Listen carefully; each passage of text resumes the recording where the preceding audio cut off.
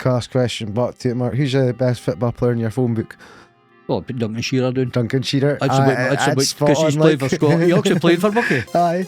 He actually played for Buckie for 10 minutes. Aye, mine. So when you say if fans are lost Scottish and us, and they say, Nicky, and it's 30s now, Duncan Shearer. Come on for 10 minutes. Because Biscuits, Kev told me last day, Biscuits wanted to leave after that. Because if he's putting him on, he was big like. Aye. He says he's putting him on rather me, or he took him off to put him on or something. Biscuits went to transfer after that. He went to Forest. What was your favourite trophy you won in your time? I think the two biggest was definitely the qualifying. That was a big one. Without any doubt, when you think of it, the biggest one was winning the league the first time. Aye. Nothing comes close to it. And it's because you haven't won it for 52 years. Yeah. They're about Man United, someone's 20 years or something. 52 years, it's a long time, like. It's crazy. I mean, it was there, when it came out in the paper, it was this thing about Duncan. I wasn't even born when they'd won it, and some fans never seen it. So Buckie fans, you've got to be honest, Buckie fans have been lucky. They hadn't seen nothing, and they've seen 4 titles now in the last 15, 16 years. Even if they didn't win them for the next 30 years, they've done well, like.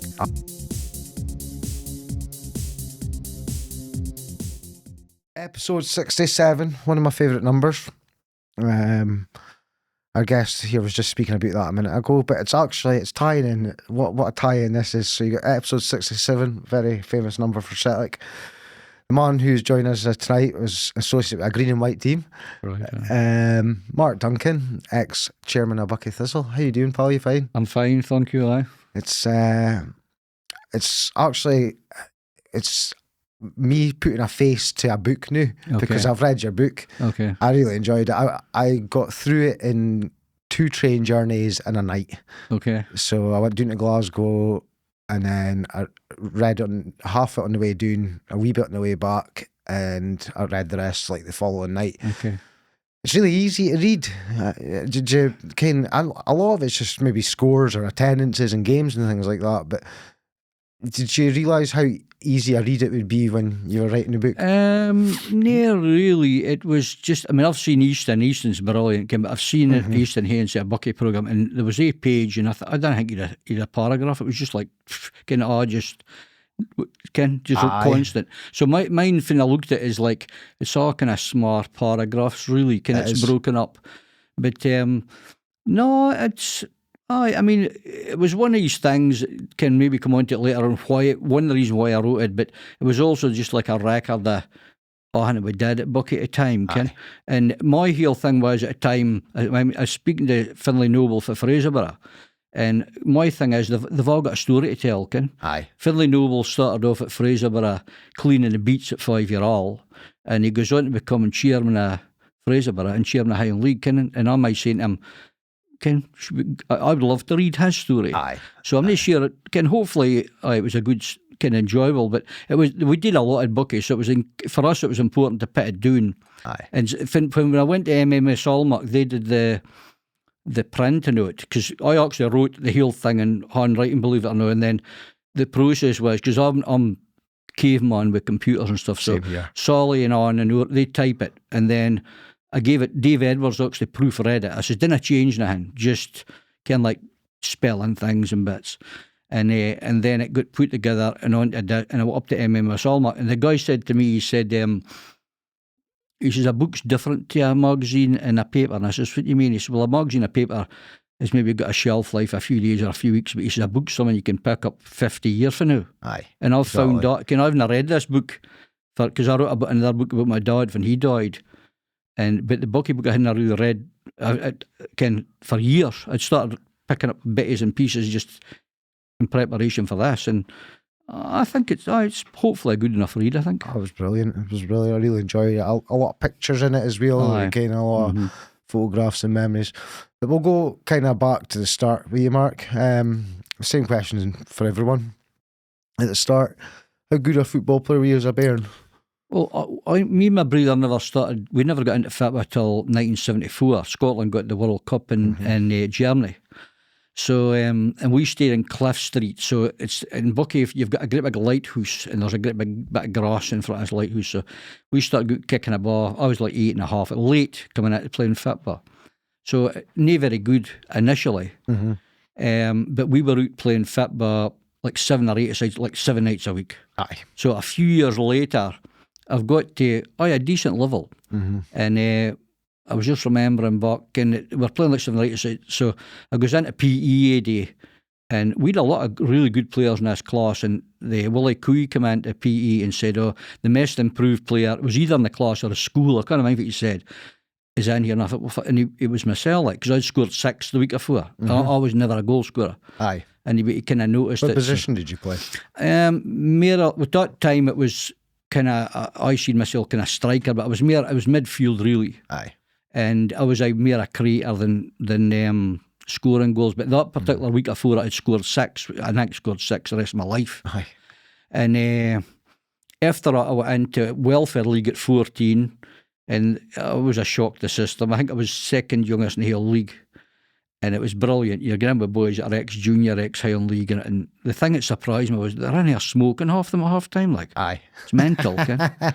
And I was only getting bits and pieces then, maybe 10, 15 minutes a game. In the following season, 1881, I was 15, and I was really determined I'm going to cut down my place in this team. Aye. And I did that season, but the interesting story was we got and play Isle of Vale. It's kind of cricket pitch, there's a pitch at the bottom, a cricket pitch in Keith, or Newmill, I think it was at Keith, and we got beat 7-1. But I had a pretty good game, so Keith's Highland League champions at the time, and there's like you're a committee member, a scout, so he asked me to come and play for Keith, right? So I got and played for Keith's youth team, only ever played a 1 game, and the forward line that day was myself and Colin Hendry.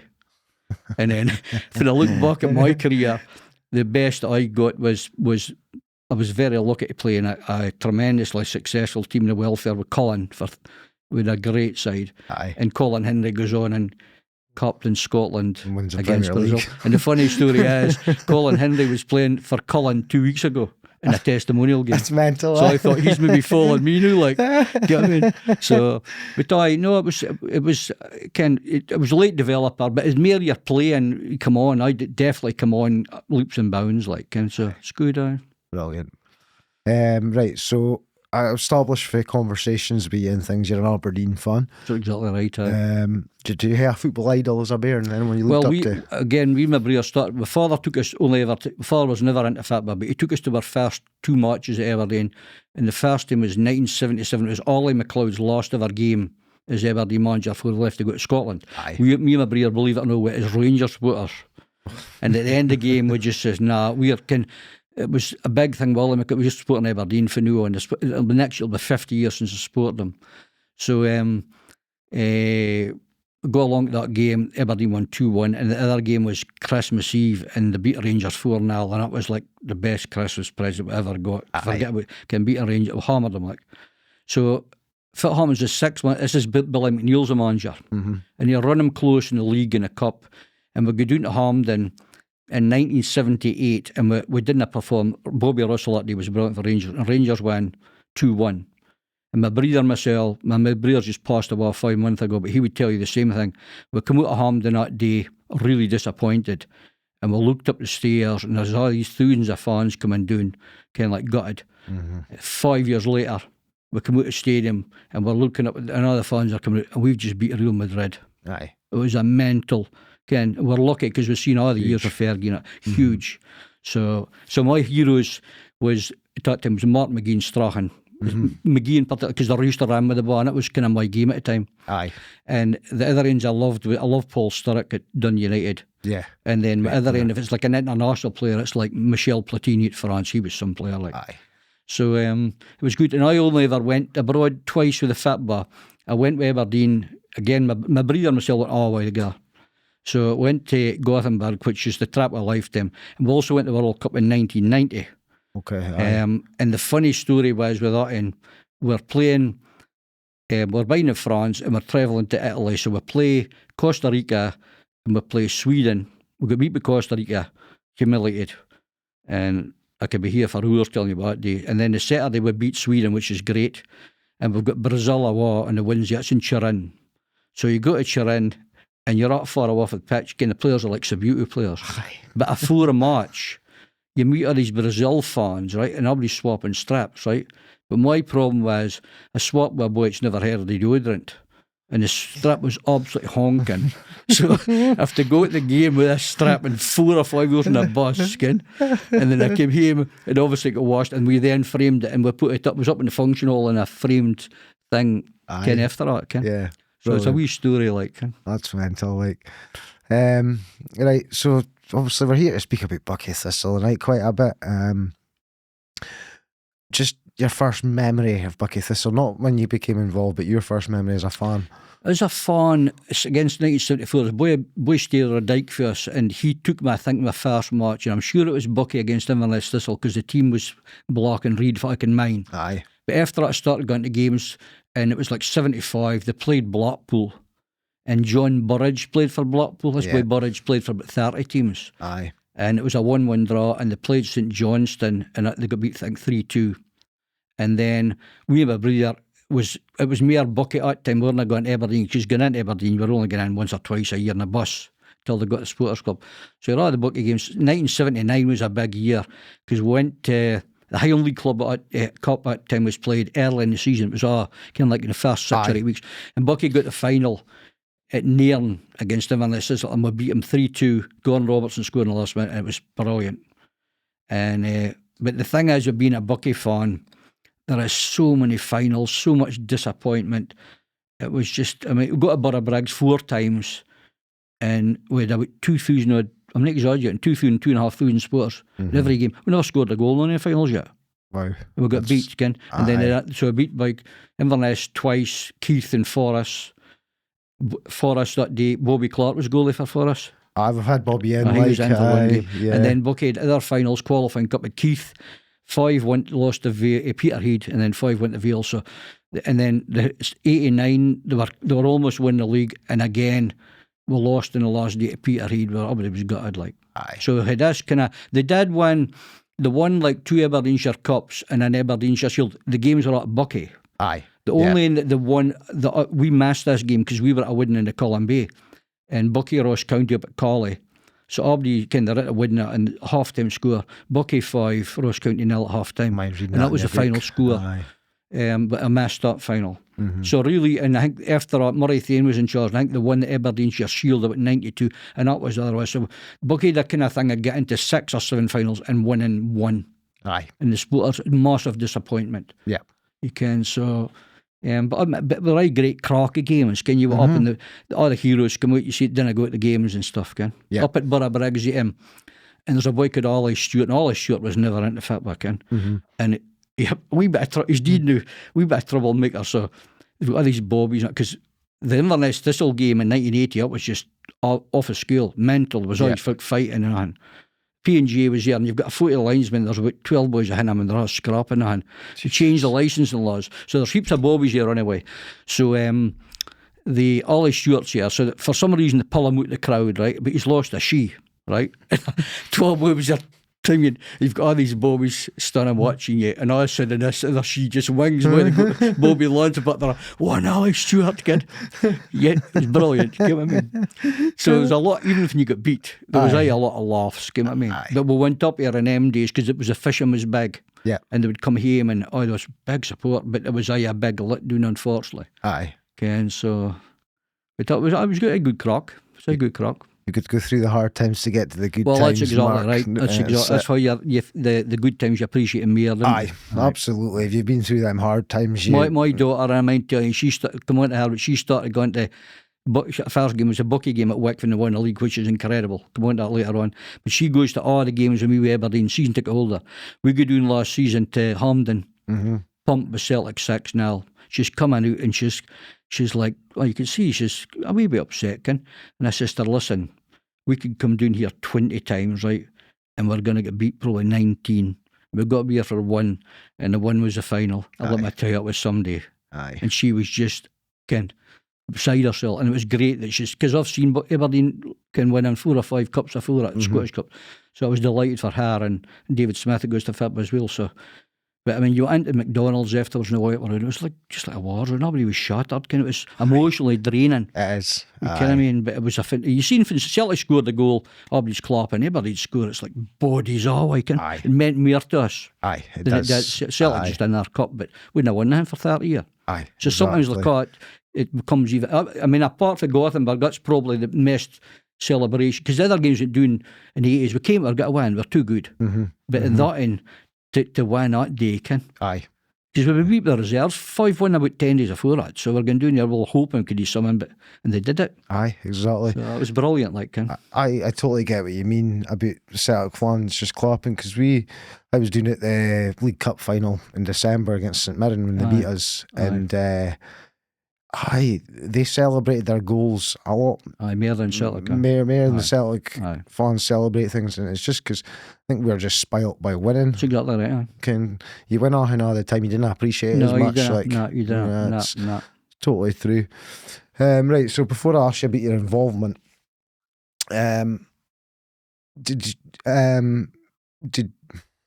well, the question is, how did you first become involved at Buckie Thistle? But did you ever go in to Buckie Thistle with the intention that anything more than a fan? For taking them over? Aye, when you went in. No. What happened was we've always been fit by fans, right? Yeah.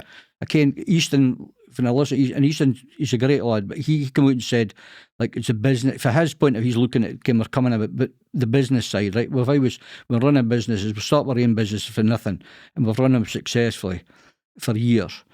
So, but we only got involved because it's fit by fans, right? So what actually happened was Buckie Thistle struggled in the 80s now, but Alan Scott and Billy Anderson had come in. Raymond Corno. Raymond did a great job in getting them twine, because it was a great management team, and they didn't have any money. They put together this team, and they didn't end up winning anything, but they'd had this like Scottish Cup runs. I mean, you speak about boys giving you effort, this team had everything apart from pace, right? So they beat Hamlet at Scottish Cup. We got to Ross County. Ross County Day was tremendous, even though we lost. What an atmosphere, and you just a pride in the team. And Scott and Anderson had actually been saying, Raymond, after they got beat by Ross County, Raymond left about 2 or 3 days later. And Buckie really didn't have a president for like a year and a half, or a chairman. They then had Alistair Miller for Newport Sligo, Ballob, and Easton was a chairman for a few months, right? Because he stepped in. He didn't really a chairman. And Alan Scott was really putting out public appeals for, we need to get it sorted out, and nothing happened. And Stephen Rotary put out a thing, and he said Stephen was a player for Buckie at the time, and he basically said in an article, if somebody for the business community doesn't get involved, the club could fold. Yeah. Right? So we were up at Aradool at the time, and I said, I read the article, and I said, somebody's right, And so Buckie had a sportsman's dinner in the Marine Hotel, and the speakers, there was Billy McNeil and Willie Henderson. It was a great night. Easton was the chairman, believe it or not, so he was getting the piss ripped to him, as you usually do when you're chairman. So we bought a Scotland strip at this thing, a signed strip, and Alistair Miller was going to come up and give us a strip a week or 10 days later, and we paid him for it. So when he came up, I said, we should offer to help. We're thinking very, very mess committee, right? So Alistair said, that's fine, he'll come back to you a date. So about a week later he came back, and it was a Thursday night. And my breather, he couldn't go, because him and his wife, they were at a Rundgren concert. Aye. So my breather's message to me before you left is, I don't mind getting involved, but didn't get involved at anything at a high level, right? Strict instruction. So I went to the meeting, there was Murray Thane, Raymond Corno, and Alistair Miller, all 3 ex-chairmen. And I wasn't 5 minutes in the room, and Raymond says to me, we're wanting you to go to the club. And I'm like, yeah?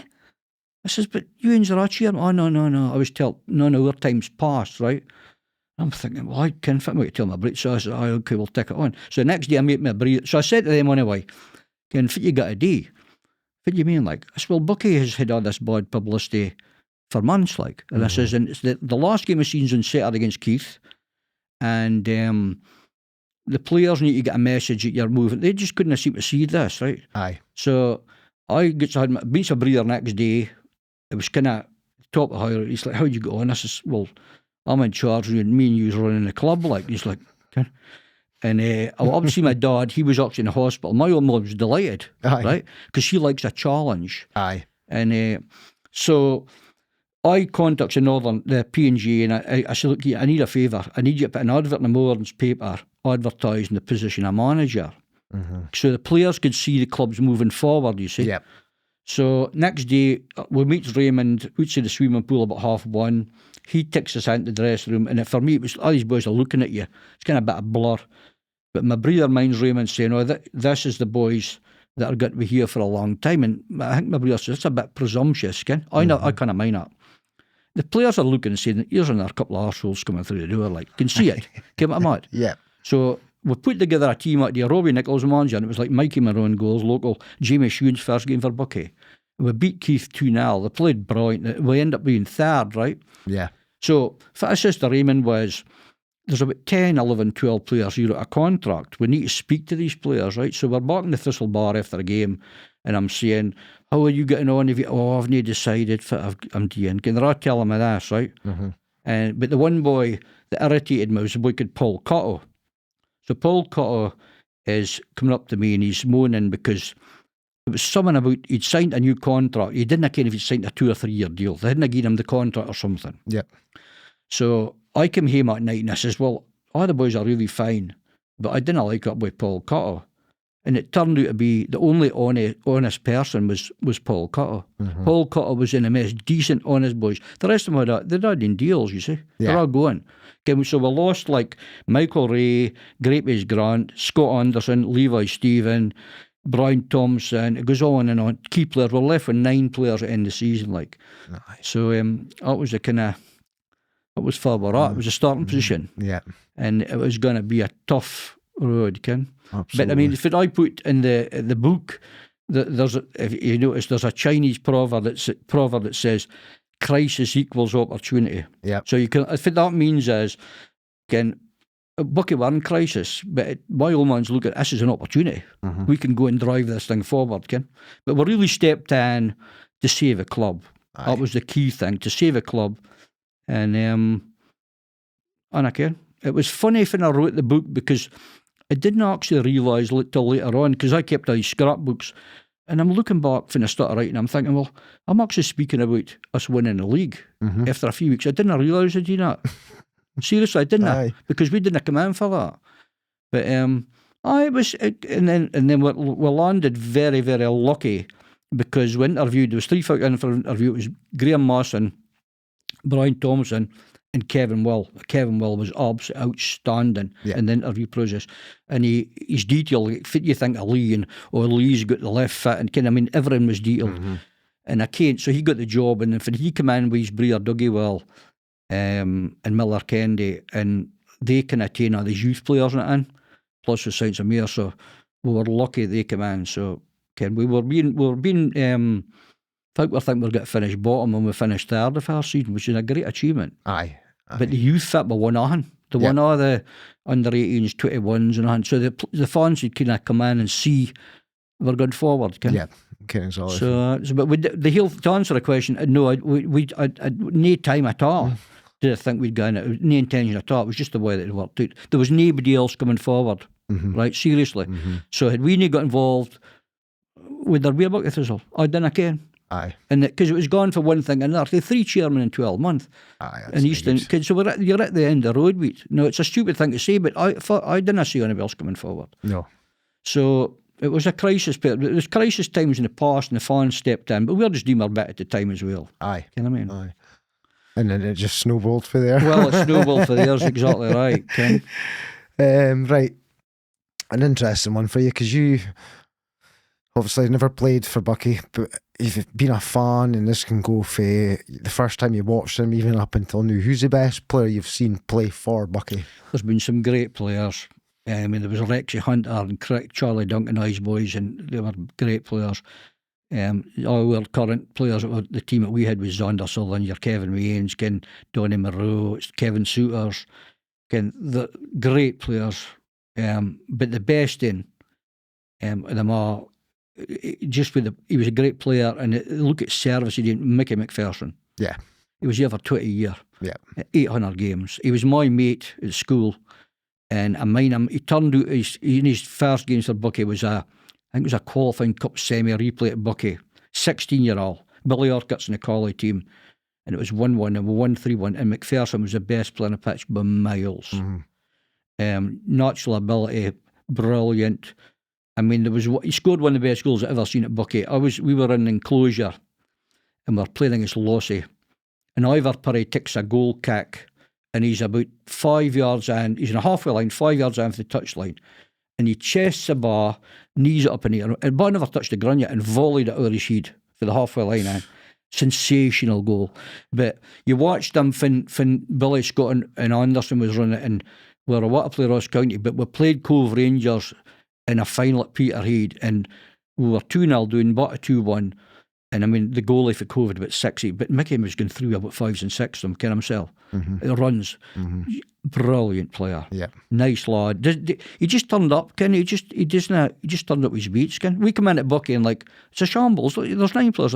He didn't think there's nothing wrong with it. He just used to turn up and play. Aye. Get what I mean? Aye. And he could have played, in my opinion, on a Buckie team. Great player.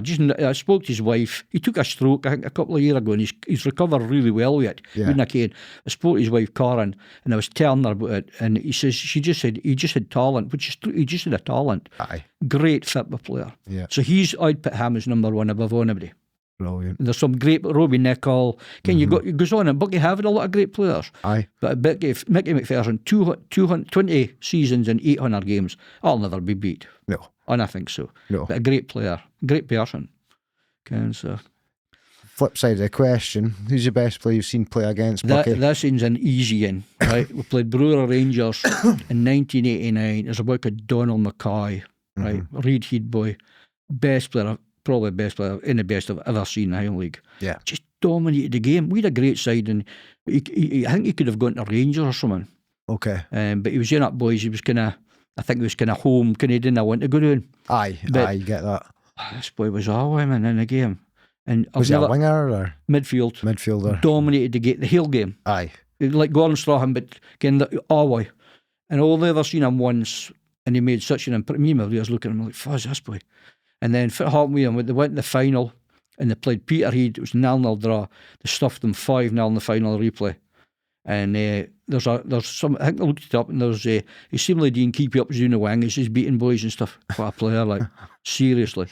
So I've only seen him once, but I would put him, that's the best player I've ever seen as an opponent in the Highland League by miles. That's the first time his name came up as well in here. It's fantastic. I hate looking at him fantastic player. Right, let's do a wee bit for sponsors, and we'll break this up into 2 rounds because we've got quite a few to get through tonight. Thank you to Planwell Roofing, SSS and Bro Windows, Pinefield Glass, and we'll go for AMP Plumbing and Heating. They're season ticket holders. They've given us massive help towards studio costs and things for the year. So we're going to give them a wee advertising, and we'll do the rest in just a little bit because there's more people came on board just recently.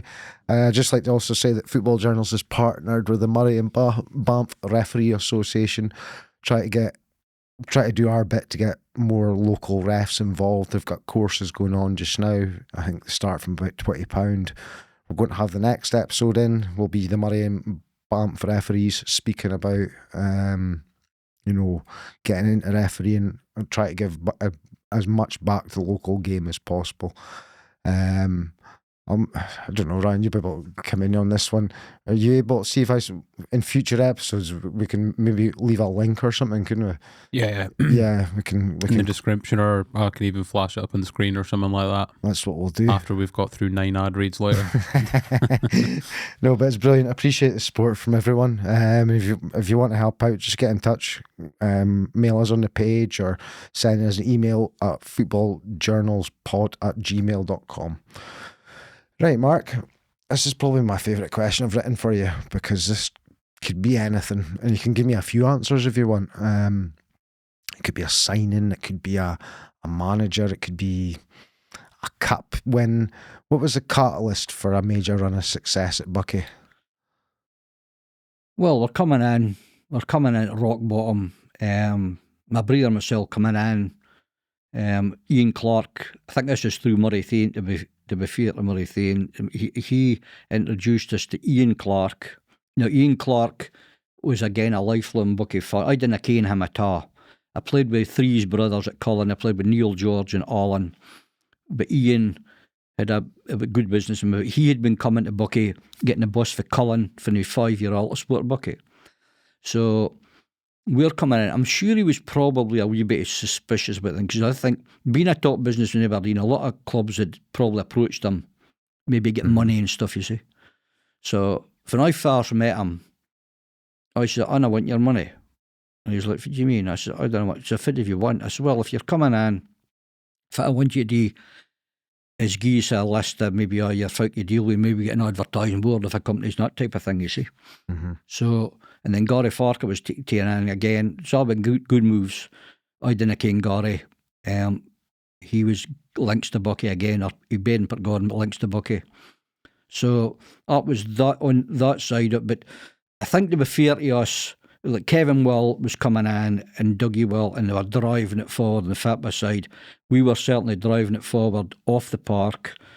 And we came in and we spent a wee bit of money. It was more or less youth players, but what a couple of John Coots was a big signing. He cost us about $4,000. But I mean, Kevin Will saying, if we can sign John Coots, we can sign on anybody. I said, what do you mean? He said, well, if he's coming to Buckie, and it's good enough. And he had been doing it at Man United in trial at the time. Aye. My brother was a good judge of player, and he had seen him playing against Huntley's great team for Cove, and he said, he's some player. And he was brilliant when he came to us. So we had that. But we are looking at, my brother went up the park, me up the park area, and looking at it, I think, well, fit is actually here. We've been to like Ross County Strikers Bar, Aye. It's full. In the real locals has got a social club. Buckie had nothing. We're looking at, you've got a stand that's like 100-year-old.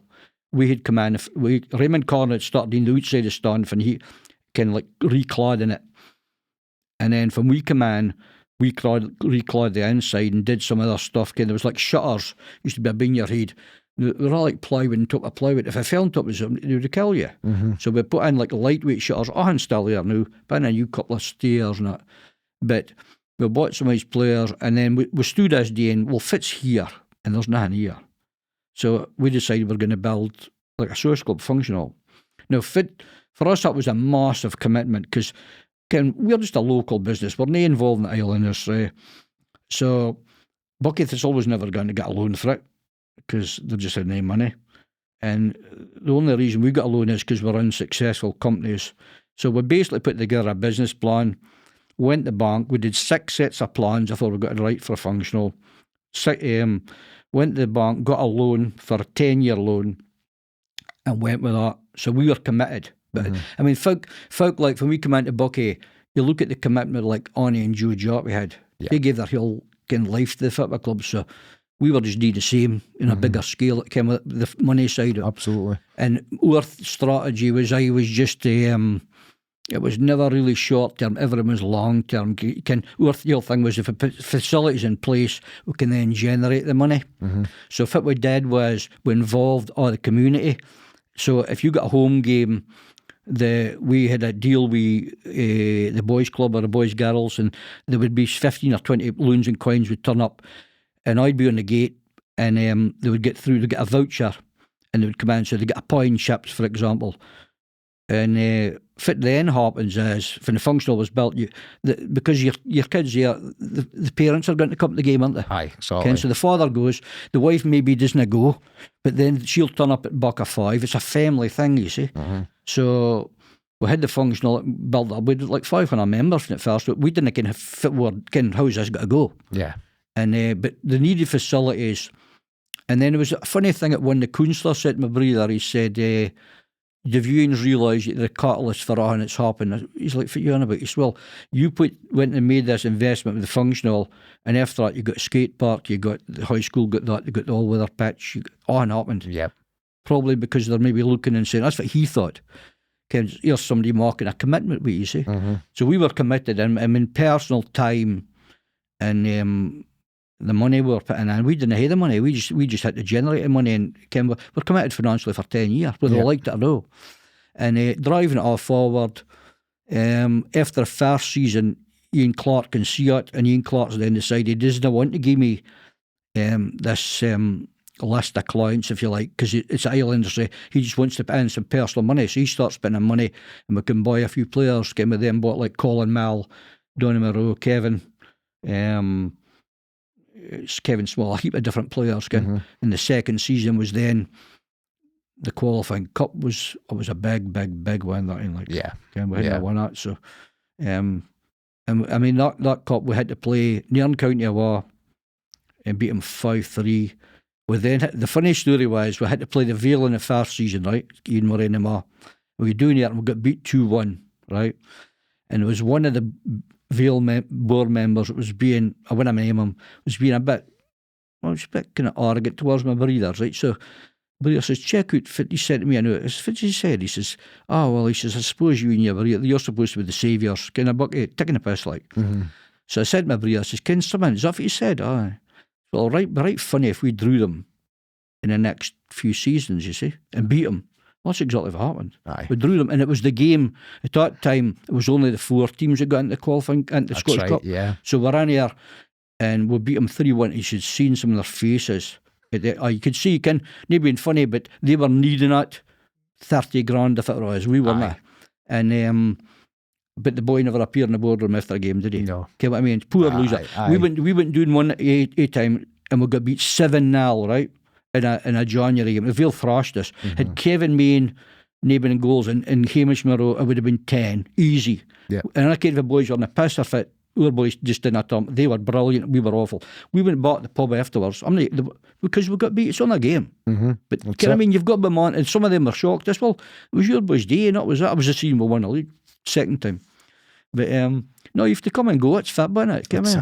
That's So we got the qualifying cup, and then we'd obviously Kevin Wall, there was a kind of, me and Kevin used to get on great, and he phoned me one Sunday.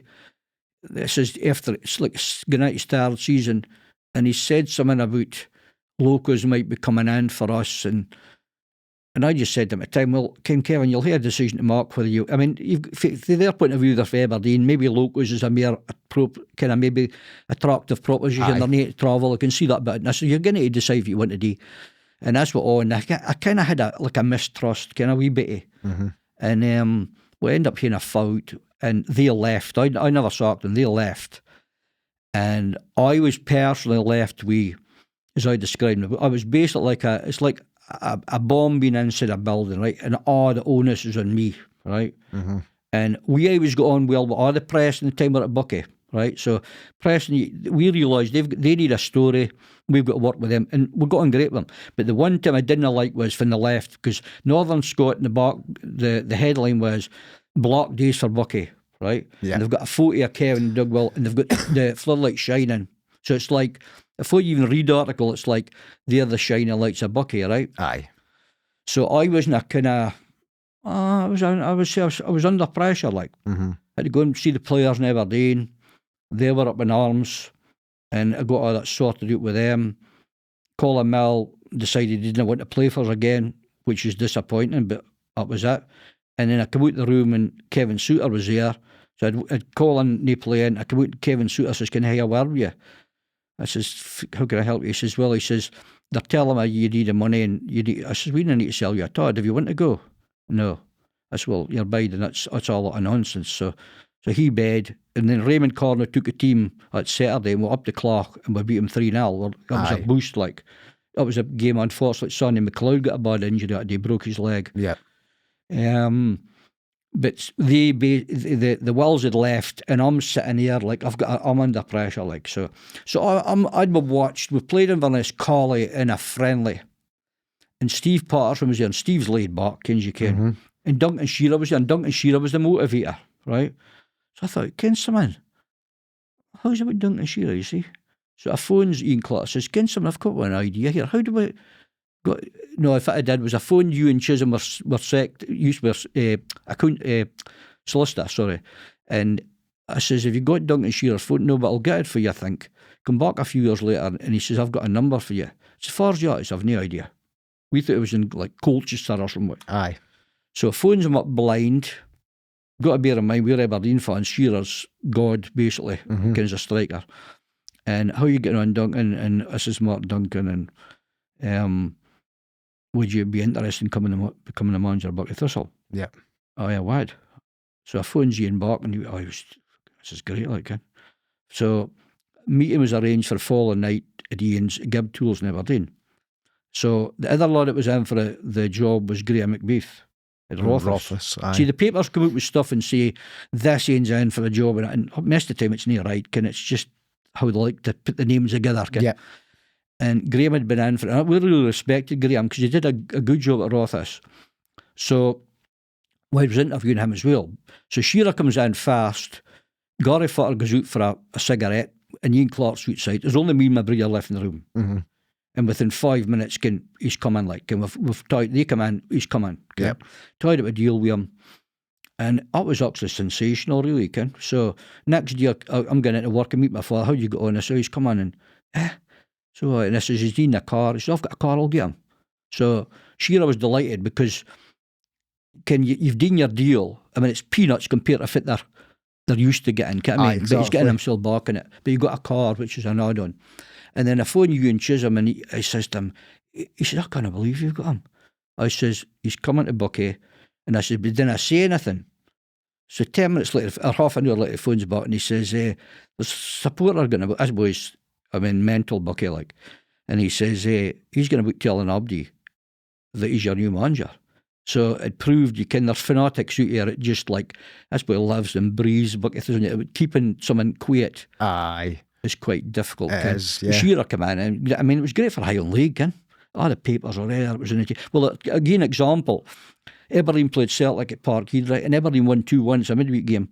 But the headline in the paper, in the news that night was Shearer's gone to Buckie before the Aberdeen score. There you go. That's mental. And he came out and we got interviewed, and he walked out with me right across the pitch, and he says to me, I can tell you right now I've made the right decision coming here. I goes, how's that? He says, look at that hall. I says, I forgot to tell you about that. He says, that's better than anything that Aberdeen Fitness Club's got. I says, you're right, because they hadn't that. Aberdeen got facilities like that, which is unbelievable from Stuart Mill, biggest house builder. Yeah. He never built nothing really, did he? That's fantastic. So Shearer was here. One of the funniest stories I got with Shearer was, you enjoy this. So Shearer told me he signed for Blackburn, I was at Swindon, he signs for Blackburn Rovers, right? And there's a big press, it's him and Kenny Dalglish, right? And there's a big press conference. So the guy says, he's got the notepad, he's right, Duncan, he says, you're making your debut for the famous Blackburn Rovers here on Saturday. He says, is there any of your family coming down? He says, well, I can tell you right now, he says, my granda wouldn't be doing. And he's thinking, trouble with the granda, here we go. And he says, how's that? He's been dead 20 years. And he says, every time after that, Dalglish used to say to him, how's your granda? So Dalglish kid thought it was hilarious. So that was a funny story. Like. But I had a lot of great time. I got on great with him. Aye. And then, of course, he won 3 trophies. He won the double A season.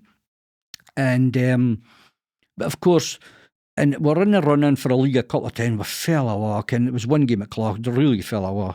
So Ian Clark and Gary, they decided they'd come in, they were putting a bit of money at us. They said, like, we need to change things. And from my point of view, it was pretty disappointing because I'd phoned Duncan on Saturday and the Sunday, said they've decided to change it. And they were after it was Greg Carl they wanted. Mm-hmm. He was leaving the Vale. But I said to him at the time, I said, I think he's got to take a job. I says, because he's got to need a break when he comes off of the Vale, he said. And that was the way it worked out. So the Wills came back, and then after that we're on to Greg, you see. Aye. We'll get more into Greg in just a wee bit because he's a character. Oh, he's brilliant. I love him. Brilliant. Right, here's a podcast question back to you, Mark. Who's the best football player in your phone book? Well, put Duncan Shearer down. Duncan Shearer. That's because he's played for Scotland. He actually played for Buckie. Aye. He actually played for Buckie for 10 minutes. Aye, mine. So when you say, if funds a lost Scottish and and they say, okay, and it's the 30s now, Duncan Shearer. Come on for 10 minutes. Because Biscuits, Kev told me last day, Biscuits wanted to leave after that. Because if he's putting him on, and he was big like. Aye. He says he's putting him on rather than me, or he took him off to put him on or something. Biscuits went to transfer after that. He went to Forest. Big dunk, come on. He thought it was 2 minutes to go. It was 10. I think he was breathing through his backside by the end of it. Like, it's hilarious. Like. Oh, quality. In your time in charge at Buckie, who do you reckon was the best signing you've made? there was a lot of great players. Ken, really, when you're looking at Ken, you really have to look at. There's always your longest, Ken. So you've got the key player for me is probably. I mean, your Zonder's tremendous. Ian Murray's tremendous. But you look at the length of service. It's your Donny Moreau's, your Kevin Smalls, your Kevin Main. Kevin Main, I would go for. Aye. Just because he was there that long, and he's what a quality goalie. I mean, he works for me as you can. Aye. So you'll be listening to this probably later, but I definitely Kevin. Yeah. Kevin is the best goalie I've ever seen in the Highland League. Aye. That seems to be the consensus. Well, there was, I've watched a lot of football. The best save I've ever seen in my life was Jim Leighton in a save against Rangers doing it at the beach end, and I can how he got to it yet. He was there and he spring across and save it. But the second best I've ever seen was Kevin played up at Huntley and he did like a triple save in about 3 seconds. He saved it again, and he saved it again. All within about, and it was that's a second best save I've ever seen in my life. Aye. Great goalie. If he's on it, was on his game, immaculate, game handling on. Yeah. And I've never in my life seen a goalie save so many penalties. Aye. If you get 10 penalties, you'll save 6 or 7. Aye. Just, when he went for Martin, they played for Martin, right? And he's playing in a cup. It's against like the Irish champions or something. We were on the internet, and he saved, I think, 2 penalties during the game. They went to shoot it. I think he saved 3 and still got beat because they kept missing the penalties. He saved about 5 penalties. Jesus. In that game. Aye. Get what I mean? Can't mind who said, somebody was on recently and this says, it means I can't ever remember him making a big mistake. Again, the only mistake I've ever seen in Mark, really, he'll thank me for bringing this up, but he played in the Highland League Select at Buckie. Aye. He's a ball command, and he kind of dropped it, and then after that they changed it and he was out and they put the Keith goalie in. Aye. Seriously, Keith goalie wasn't even in squad and they put a man. And the Keith goalie was a good goalie, but Kevin, that's the only time I've seen him make a mistake, and that was it cost him Scotland got Scotland. They changed it. That's the only I can obvious mistake I can mind. Didn't make a lot of mistakes. No. He used to wind up the opposition by he's getting them bar and he's just wasting time with his feet. And I'm like, pick that bar. And I was like, in case it would come off his foot or something, somebody'd score. But I was a great goalie. So I would say the best sign, I would say, we had some great signings, but probably the best is Kevin. Brilliant. Right. So you and your brother brought a lot of success to Buckie with your 10-year spell. Back-to-back leagues, which is something that hadn't been done since, am I right in thinking, Huntley? Something like that, I think. I'm not sure. Aye, and I think it's still new. Well, I think Brewers did it 2 or 3 times, didn't they, since then? Aye, yeah. I think they have, I think they have, Sorry to break conversation here, but Brewers playing Edinburgh City straight through. I seen that at the weekend. I seen that yesterday. Brilliant. It's what you call the guy that runs Brewer again? Sid McCoy. I know, the chairman. We met him. I thought he was a great guy. We met him up at, was it like a sponsor thing with the P&G? It was Aberdeen Ross County. We were on his table, and you heard it, and I thought he was a great guy. He's a real football guy. Aye. And nobody thinks he's a Rangers supporter. He's an Aberdeen supporter because they played Rangers a couple of times. But he told me he's an Aberdeen supporter, but he's a proper football guy. Yeah. And he told me that time. That's about 6-7 years ago. He told me that time Brewer they wanted to go up. Like, I'm not sure the first game, but they definitely wanted to go up. Aye. So hopefully they'll get up if they want to do it. Yeah. Sid McCoy, brilliant. I mean, that boy, he was doing this. He ran 150 mile and stuff. He ran the North Coast 500. We spoke to him. We never offered him money, or he never told me, but we spoke to him one time.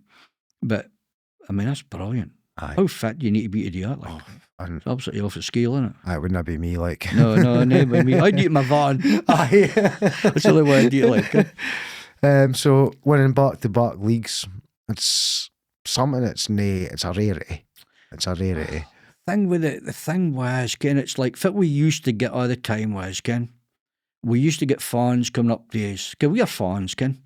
And the fans would come up with us, and the thing they used to say, they just all used to say us, is like one of my lifetime thing. One of the things I want to see in my life for a day is Buckie to win a league, right? And one of Buckie's greatest ever supporters, a boy called Norman Wilson. That's a really sad story.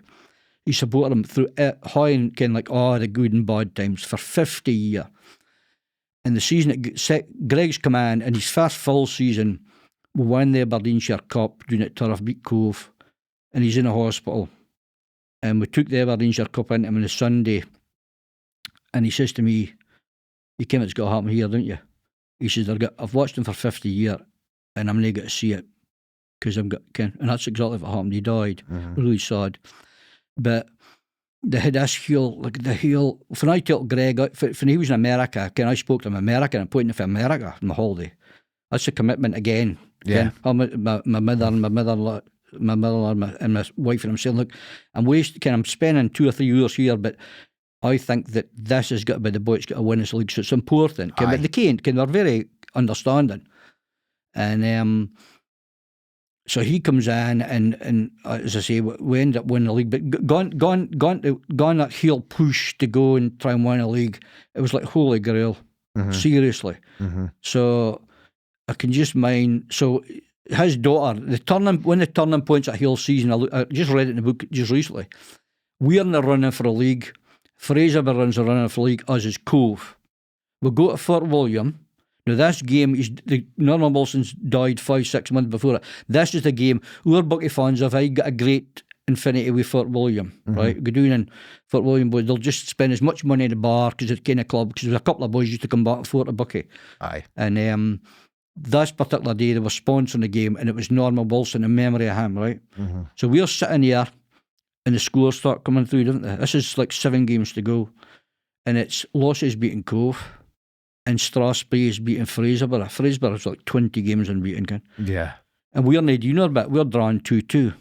So Norman Wilson's daughter's there. There's about 20 minutes to go. My brother's at Losses, like, come on, get a finger out, come on, 8-1. And his daughter's got her father's scarf, it's just kissing, it's got praying, right? And Molby goes through, smashed in a couple. We end up winning 5-3. I think Lossie beat Cove 3-2. Brock got beat. And we're coming out that day and we're thinking, it's in our own hands now, like. Getting 6 games to go, like. Aye. So at that particular time, I mind saying to Dave Edwards, he says, we're just following Buckie now. That's the instruction. Buckie is the story. Ken, everybody's following Buckie. I had a good pal of mine, Philip Lawrence, he's like a stony, he bides, right? He travelled to her, and must have travelled to her about 6 weeks before that. It was at the Buckie for Martin game away, and Olive Athol Codger's like, get him in here, Ken. His name is airs and graces, just get him. The man's all right, get him in, Ken, for a drink of it. Yeah. And so Phil, they are, so that we go to Wick anyway to win the league. It gives you hairs in the back of your neck, even think about it. We're up in this bus, and I might say to myself, can someone, you kind of pray, and honestly, you're just like, even if we never, ever, ever win again at Wick, we have to win a day. Everybody's looking at us. Exactly. I look for, you take the Buckie fans, and there's boys working at Isle Rigs, he's maybe working all day, he comes in at say 6 o'clock, how'd they get on, and they've won the league. You know what I mean? And it was phenomenal. And Robbie Brown played all his career, great career, and he said it was highlight his career. You're coming at football, there's adults in it, they were all great in it, it was brilliant. Aye. And what the wee thing he just put on, we are the champions, when you won it. But it was a funny kind of thing, because we won it, we were 3-0 up with like half an hour to go, Yeah. And of course, come back, and the bus basically floated down the road, and it was just like, my daughter, as I'm saying, how weird is this? You came as a football fan, you go in what Norman Wilson goes for 50 years and watches Buckie, and my daughter's very first game was that game. And I, as I said in the book, I spiritually felt, it might sound stupid, but I spiritually felt that she was going to take in his place. Aye. You know what I mean? Yeah. She was here, you see. So when I come down, I says to her when I got home, went to Thistle that night, come home in the bus, and it was just bouncing, like. Mara was on the table stripping off, and it was brilliant, honestly. It was opposite. The whole tune was not high, because the shops had all run this competition. Aubrey was in this. Aye. You know what I mean? It was like Buckie. And I said to my daughter, and actually, did you enjoy the game? And the bit she enjoyed the mess was Charlie Gloss. You can Charlie Gloss? Charlie Gloss was here, you see.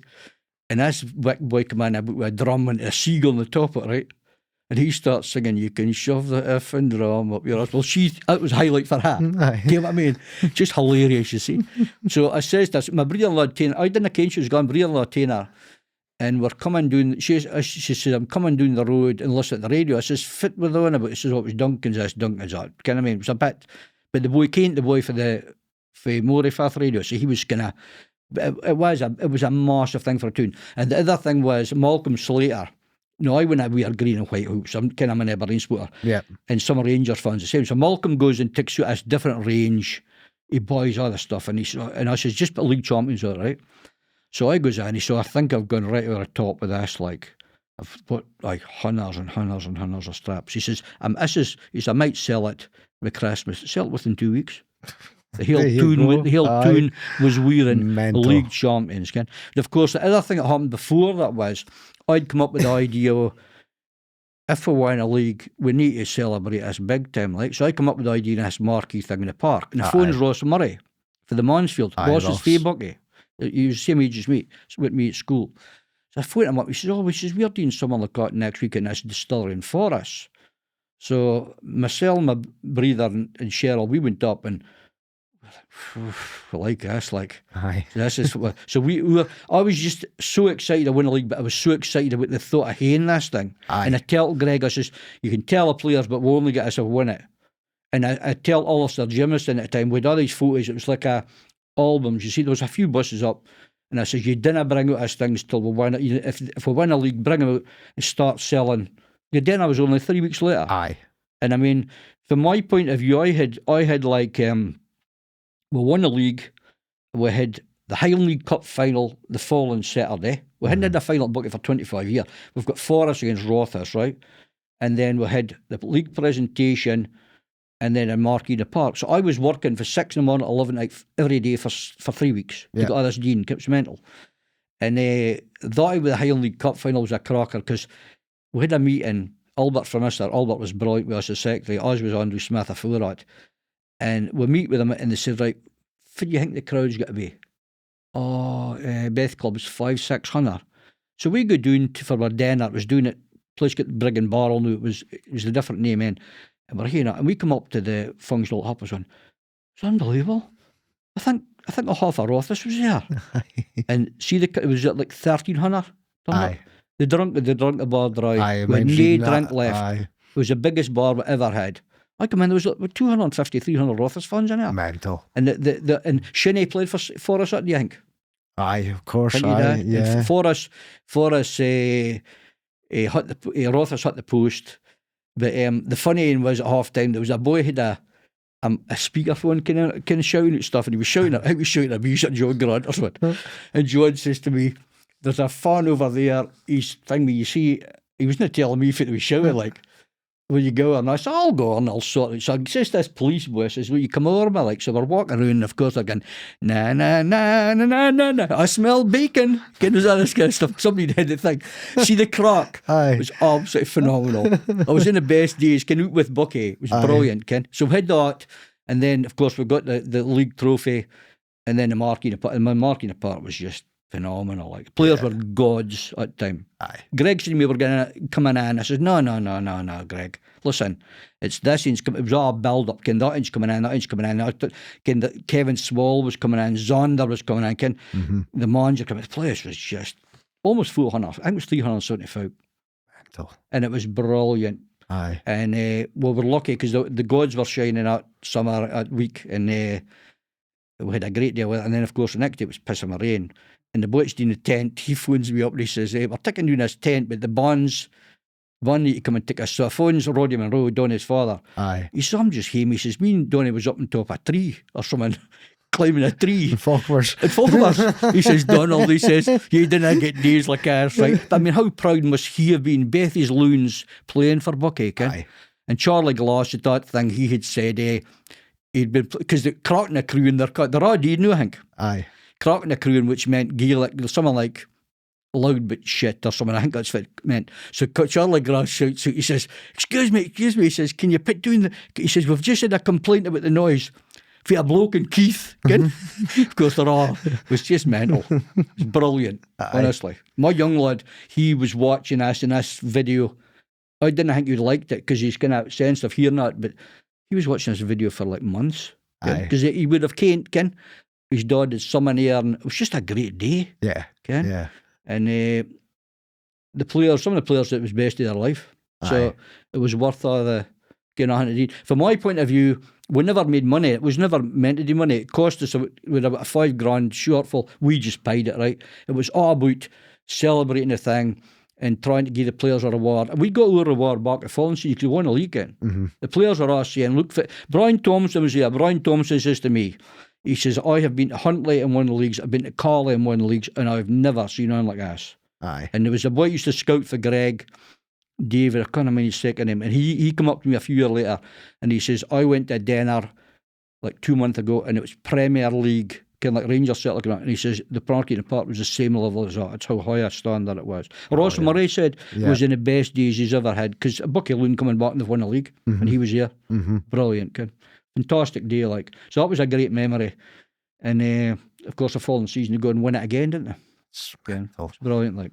Mental. So the thing is, from my point of view, it's like, think about it, but the history books are written, and we've only won back-to-backs 3 times in 137 years or something. Aye. So you're doing the history books with that, aren't you? Absolutely. So, just to kind of touch back on Greg, so we've seen the kind of player Greg brought in at clubs he's been at and things like that, and Buckie was a dressing room full of big characters at the time.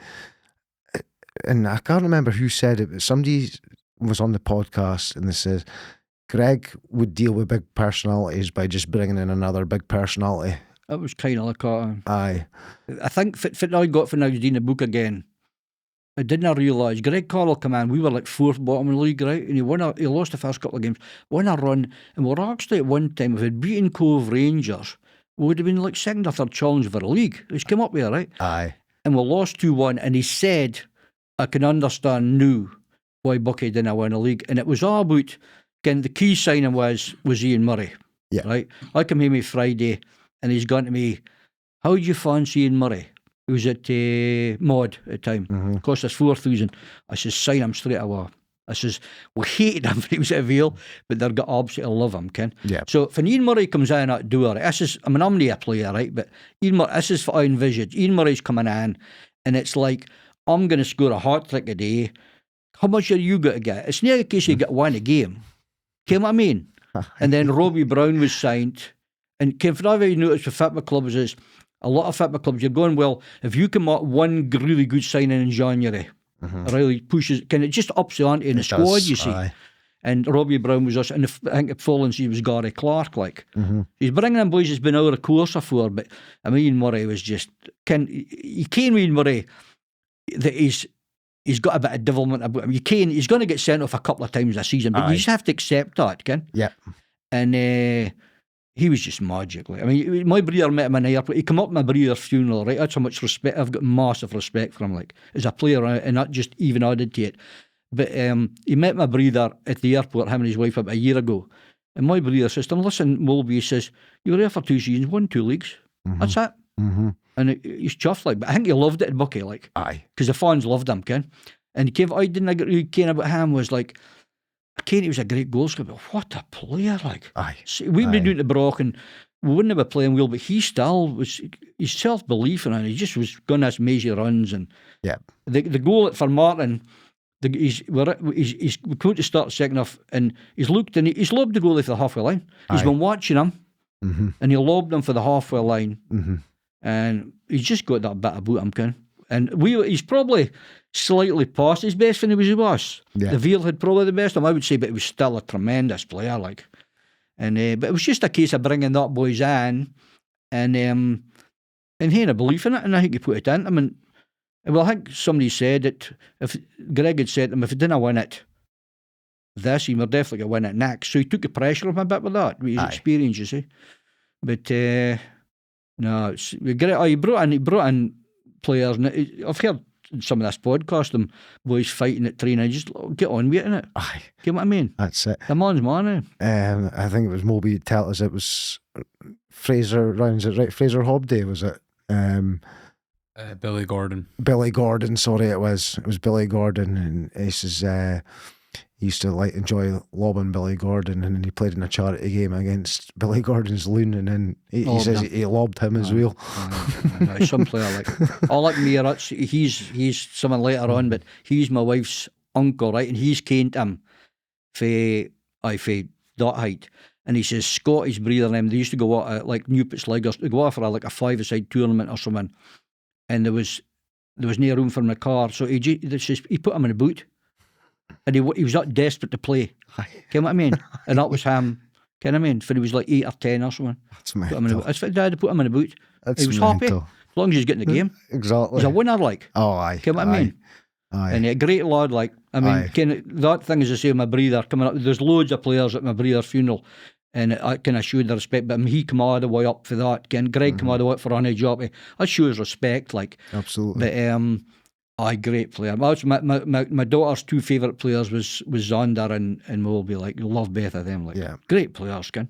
So I've been lucky seeing a lot of them boys, isn't there? Buckie fans been lucky seeing a lot of these players. Like, absolutely. You know so I mean? Just kind of, it takes me nice. David McRae, ken, he was fantastic. It takes me nicely up my next bit more. I'm just going to give you a few names, and you just give me the first couple of words that come to your head. Okay. And players.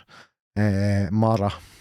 Oh, just homegrown talent, absolute legend at Buckie. Like, yeah. When the boys are all coming in for Buckie, like Zander, them, it's boys for Aberdeen and Inverness, and it was Mara, Jamie, and Zico. And Mara's just a party, innit? He's got the man to it. Yep. And I said to Duncan, Shearer, he didn't care. I says, you better sign him. He's fit like he says, because I played against him once and I couldn't get near him. He just barked out. He's so strong. Yeah. Not fast, but just like a bull, like. Feed the horse and he will score. That's what he used to sing. Absolutely. Like. Brilliant player, like. Paul Lamberton.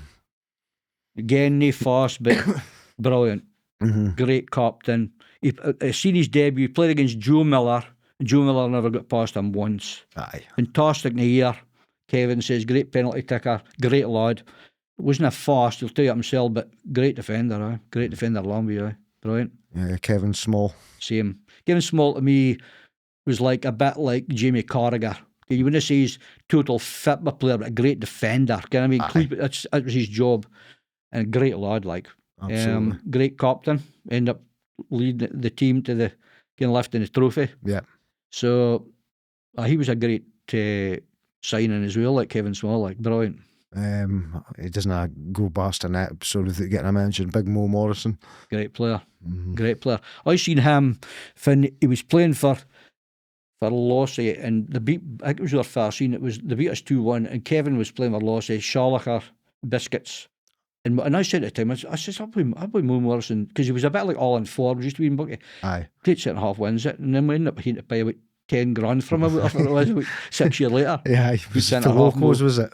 Was it Locos? Locos or Cove? I can't remember. It was one of them. Aye. It was Locos, I think. Aye.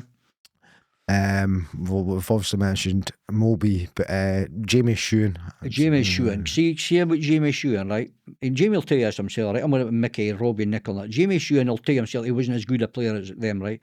See Jamie Shewan, mentally, see the big games. That was the problem with Buckie. Dave Watson, they had some great teams. They had like Donald Smith and some of these boys, and they just seemed to they kind of froze in the big occasion. The bigger the game was, Jamie Shewan, we played Clough in the qualifying cup final. He was up against Daisy Ross, right? Daisy Ross could run a day, and Ian Mearns says, Kevin will put a man against him, right? And he says, Daisy Ross goes, he kind of went out, Daisy Ross goes, oh, for fuck's sake, not again. Shewan's charged him apart, up and down and up and down. And there was another final we played, the Vale, and it went a penalty shootout, and Kevin had saved the penalty again, and it come up, and it says, Fuzz ticking with a penalty. Jamie Shearer says he's no missing, Ken. And he was obviously he was man of match in the game against the Vale for the league decider. Aye. And the big games he was up for it. So the second season with such a big squad that Greg was chopping and changing all the time, and I think we lost to somebody, and I think Shewan came into the dressing room because a Buckie fan and went mental at him.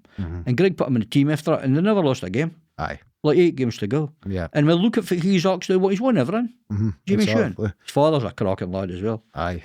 So, but he's a legend. Buckie fans love him. Shearer had a funny story because he says they beat Keith at Huntly in an Aberdeenshire Cup game, you see.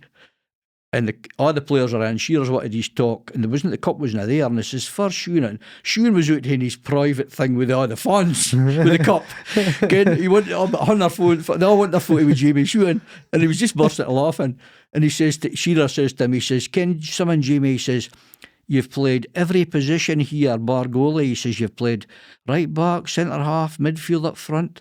Aye. And he says, oh, you've been fucking shitting them all. But no, he was brilliant. Jimmy Sheehan's brilliant. Great one. The last thing I'm going to ask you about Spider. Spider made his debut for Buckie. He was an Inverness Collie youth player, and his first game was hunting. He was wearing like this headband thing, and he was crunching tackles with everybody. And he was a good player. But the problem with Spider at every game was Spider had to be on, and he never really settled down until he got booked. Yeah. Okay, and once you got him booked, he kind of settled down. He'd a feel kind of better about him at times. Good football player. Yeah. He was a good player. Good player, right? And I mean, he's been a great manager, hasn't he? Absolutely. Fantastic manager. His dad is a cracking lad as well. Davey's a great lad, his dad.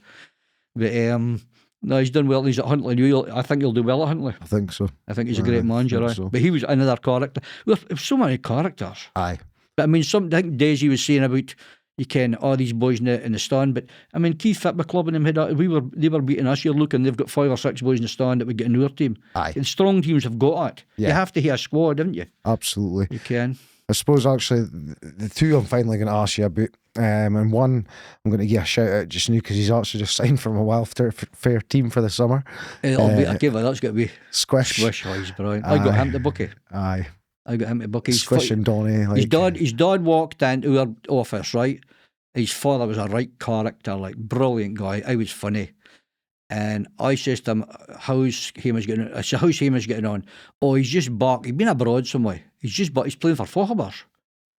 Now, when I first seen him, I tell him, I said, it's a terrible thing to say to him, but I went to see him playing for Forest, right? Mm-hmm. He's Forest's worst player, I would say, right? But 6 months later, he's Forest's best player. Aye. Improvement again was brilliant. So I'm on the phone. I phones Greg. I says, Greg, don't remember his father's on here. His Squish is playing. Is he a good player? Like, he's a good player. And there's some in the book. I think we played Locos away, get him in the run in for a league, get him, and he's right back. And Willie Lip says that we won 4-0. Willie Lip says, at right back, or left, whatever he's playing is unbelievable. He's marking like 80-yard runs in the last minute. Aye. But what a good player. Like, aye. Left foot, right foot, scores goals, great lad. He still looks fit. Still fit. Aye, still fit. So he was another great signing. Yeah. He's as good a balanced player as I've seen, I would say, to be honest, in the Highland League. So, but some other managers didn't rate him. Aye. I said to Kevin, you're at such and such a, why doesn't rate him? I'm like, fuzzy watching, like, seriously. Aye. Somebody didn't rate him. Yeah. I thought he's a great player. Aye. But it's just different points of view, innit? No, he was but I got him at Buckie, 100%. Greg didn't even see him, but he seen you come in first training session. Oh, he's a player, like. So he'd been at Peterhead and things like that. I've been at Peterhead, Donny was at Peterhead as well. Yeah. So some of these boys, we got a few boys to Buckie. Again, Andy Morrison was another one. Local, you see, played at Forest. When he was playing at Forest and Neely White was playing, Neely White was a great player. He was up and doing the park the whole game. They worked hard, like.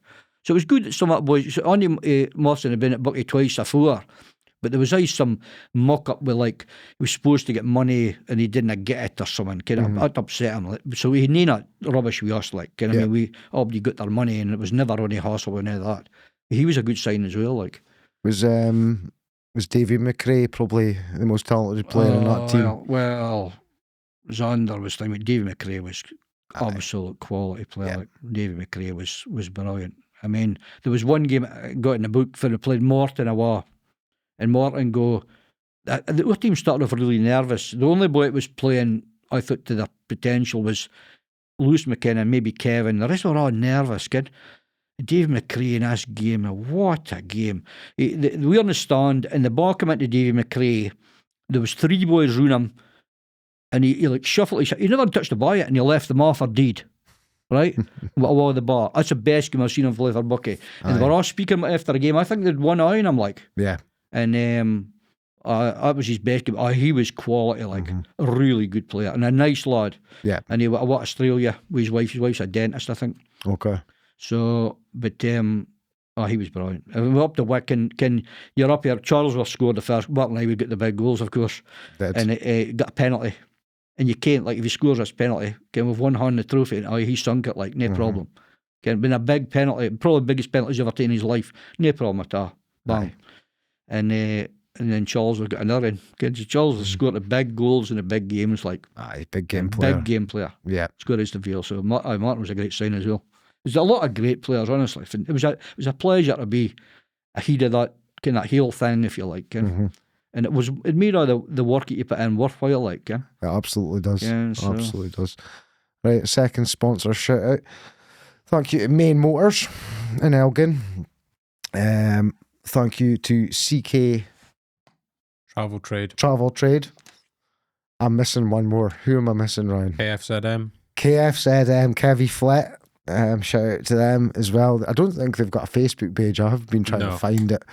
But you'll find all the information on our page if you want any of these sponsors' services, anything you want to get in touch with them about anything. We're going to make up an ad read. It's going to be an interesting one. I'm trying to get everything in, but I've been asking ChatGPT to try and write me an advert, and it's not that they've been pretty cringy, to be fair. So we'll come up with something, me and Ryan, and it'll be an ad read. But on your Patreon, you'll still get your ad-free listening. Right, here's an interesting one for you, Mark. Is anyone you try to sign that turned you down? Gordon Morrison for Clough. Wow, okay. Gordy Morecambe down. I really respected about that guy. He could have came down to Buckie and got, like, we didn't offer him one, but he would have gotten a lot more money than there was in Clough. Aye. And he stayed loyal to Clough. He's a fireman, I think he was. Yeah. And I met him. It was like, how you getting on? He spoke to you well. I had a lot of respect for it. And I was actually pleased he didn't come to us, because I kind of like to see, boys, it would have been a great signing for us. Aye. But at the same time, he was a Clough boy through and through, and he was one I would have liked to sign. I thought he was a really good player, but that was one we kind of missed out on. But as I say, in a lot of ways, sometimes it's fine to see boys just bide at clubs, kind of really loyal to the club. I had a lot of respect for that. I had more respect for that than boys just leaving to come to get the money type of thing. Yeah. But I thought he was a really nice guy. So we missed out on him. There's a few other ends, but I would say he was the top end we kind of targeted, if you like, didn't I get? Yeah.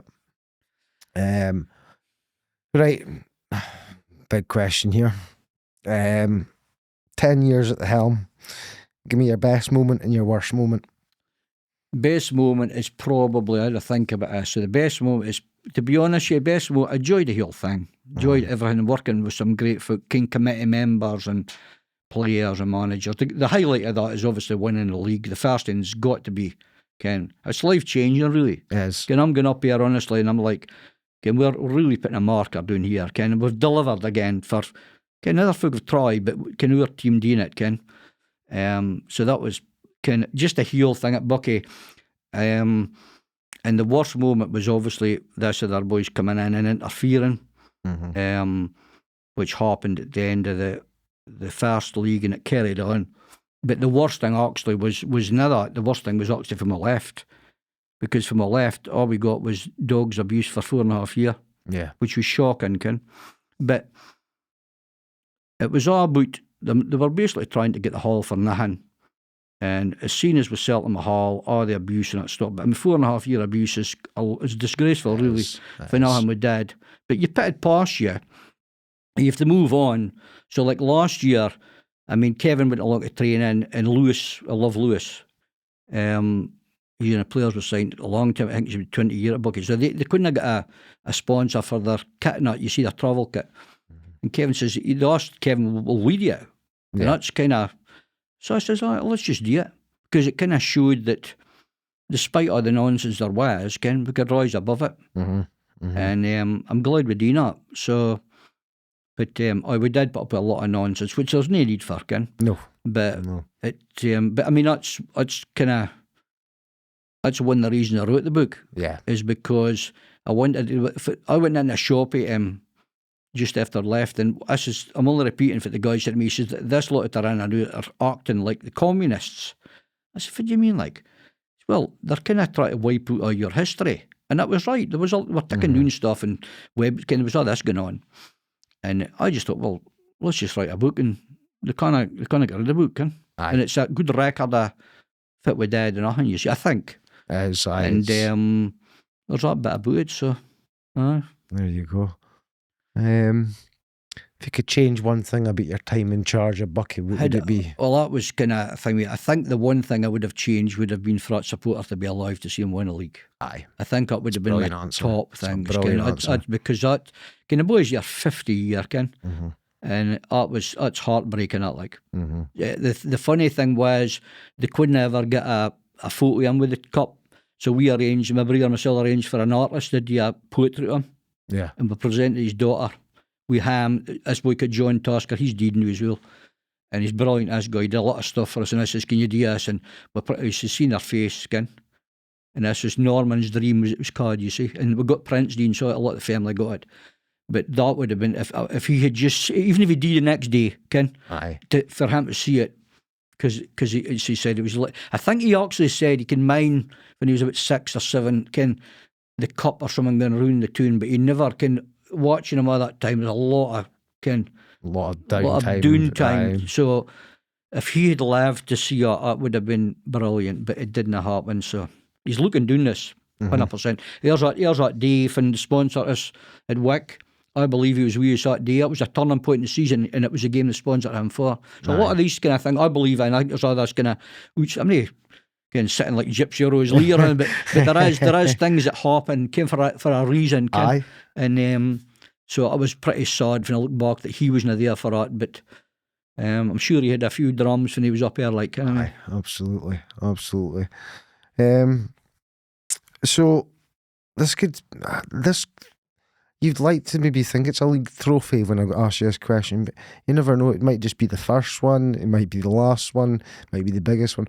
What was your favourite trophy you won in your time? I think the two biggest was definitely the qualifying. It was a big one. Without any doubt, when you think about it, the biggest thing was winning the league the first time. Aye. Nothing comes close to it.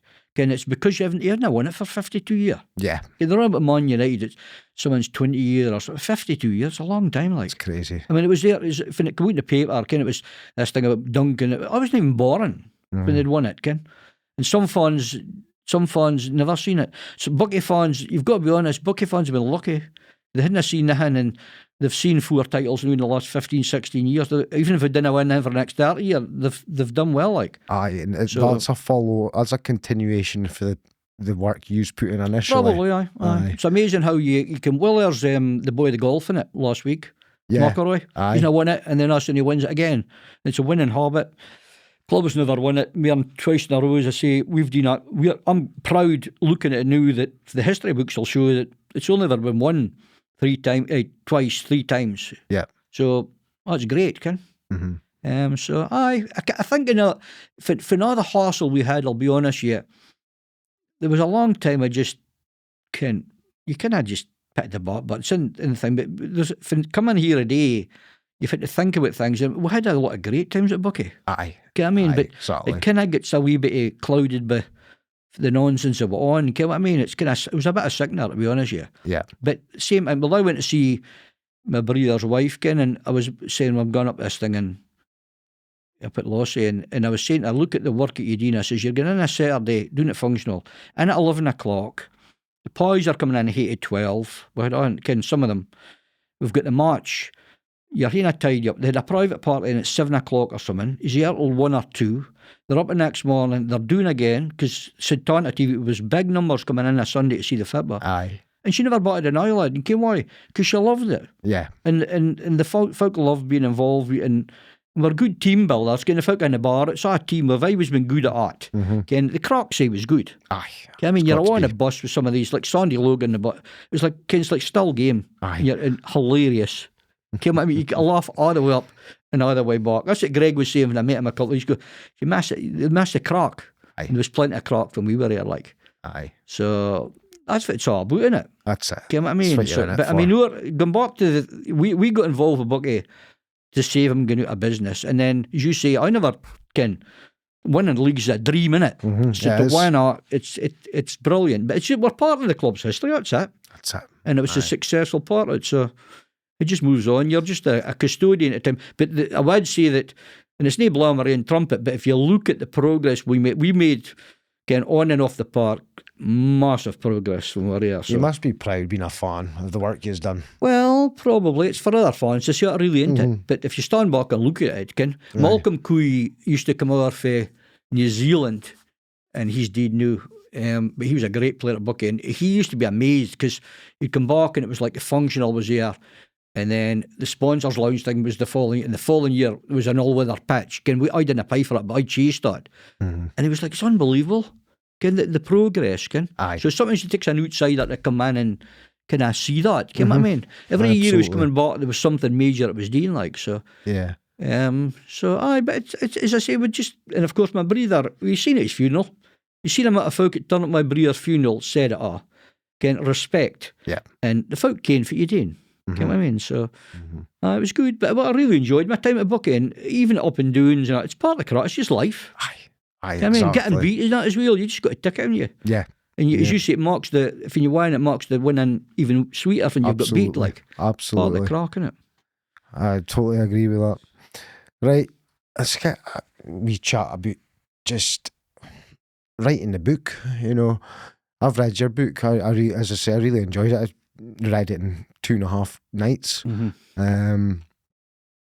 It's pretty much a full history of your time there, isn't it? It is, because it's I kept this in photo albums. At 29, I've still got somewhere. I've got every news article in photo albums, and I use that. But I've also, luckily enough, I've got a pretty good memory. So I put all that together. But the thing that gets me, like I'm picking up a book. I've not picked up a book honestly. I read it for 12 years, I would say, 10 years. And there's bits I come back to. They would do that, and it's a kind of reference point. But again, if you're looking to run a Fatba club, it's like you've got the first team, but you've got the facilities, you've got to get youth Fatba. And there's like a Paro come in. We put a team. We went along to our first AGM about 2 or 3 weeks in, and there's a great spotter, a boy called Davy Leslie. And he brought up, he was kind of frustrated, like, and we'd only been in the place 2 or 3 weeks, and frustration about there's no Fatba, like, there's no youth Fatba, the players are going out the Vale and that, you see. And I just said, I just come up with this, just put a team in the welfare, you see. I forgot about it. And then Breeder says to me, this is maybe 6 months later. I said, we should put a team in the welfare, right? So we go back in this Buckie youths, and you've got Paro, you've got Osty Grant, and that. We went to a cup final, and we had 2 busloads of fans supporting a welfare league team. Like, it's mental, like. And that was the best night outs we ever, apart from winning the league, the best night outs we ever had in the function hall was for the youths, because all was pulling together. And see the development of players. There's Nicky Smith played, Mikey Ewan, Brian Bell. Brian Bell come down as Mikey Ewan's Paul, and wasn't much a player. But see, when he played a couple of seasons there, he's a great player, lost it, wasn't he? Aye. I mean? Dale Fraser, he was there, and if you look, there's a photo taken from open the function hall. It was open with that night. It was a cup final. Joe Harper and George Coy opened it, and there's a photo of the team, and Dale Fraser's a sub, right? So the following season, he's player of the year. Right, he's played 40. He's playing for Buckie. He's playing for Buckie's first team. He had to stop that because he went to rags. He was a good player. Turned in for a welfare player to a Highland. No, they all got to do that, 1 or 2. Yeah, but it was all the development thing. So you're kind of looking. You've got all these different things you've got to do, and we kind of do not but you couldn't do it without key folk. You've got like Sapar and Osty and them and.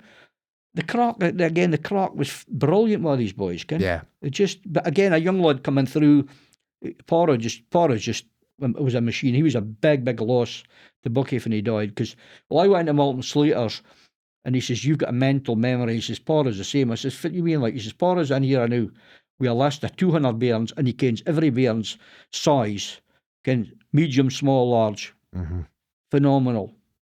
And he's in the funniest boys I've ever come across in my life as well, by the way. Just bang like that, kid. So it's just great folk to work with, get I mean? Yeah. And it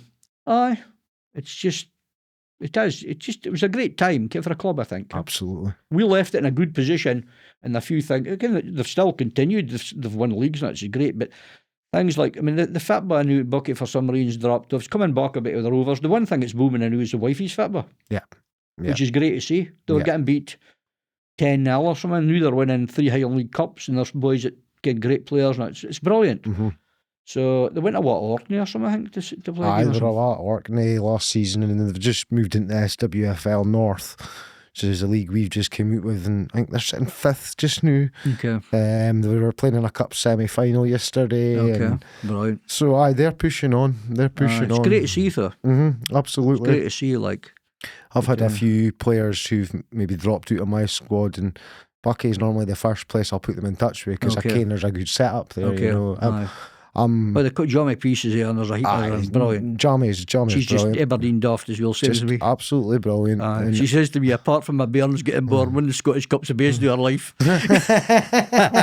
She's just fanatic, like, same as us, skin. Brilliant. But yeah, no, good foundation work, and they'll continue to thrive for that. Your hail time football, time involved with Buckie, time as a fan, Aberdeen fan, Scotland fan. What's your proudest achievement in football? It's kind of like there's three, and it's all involved in my brother, right? Because me and my brother are so close. I can't get on about it's ever been as close. Like, so me and my brother did nothing. So there's three things. There's we've been lucky. You're a Celtic fan. You weren't fortunate enough to see Lisbon. We are Aberdeen. We were lucky to see Gothenburg. Ken.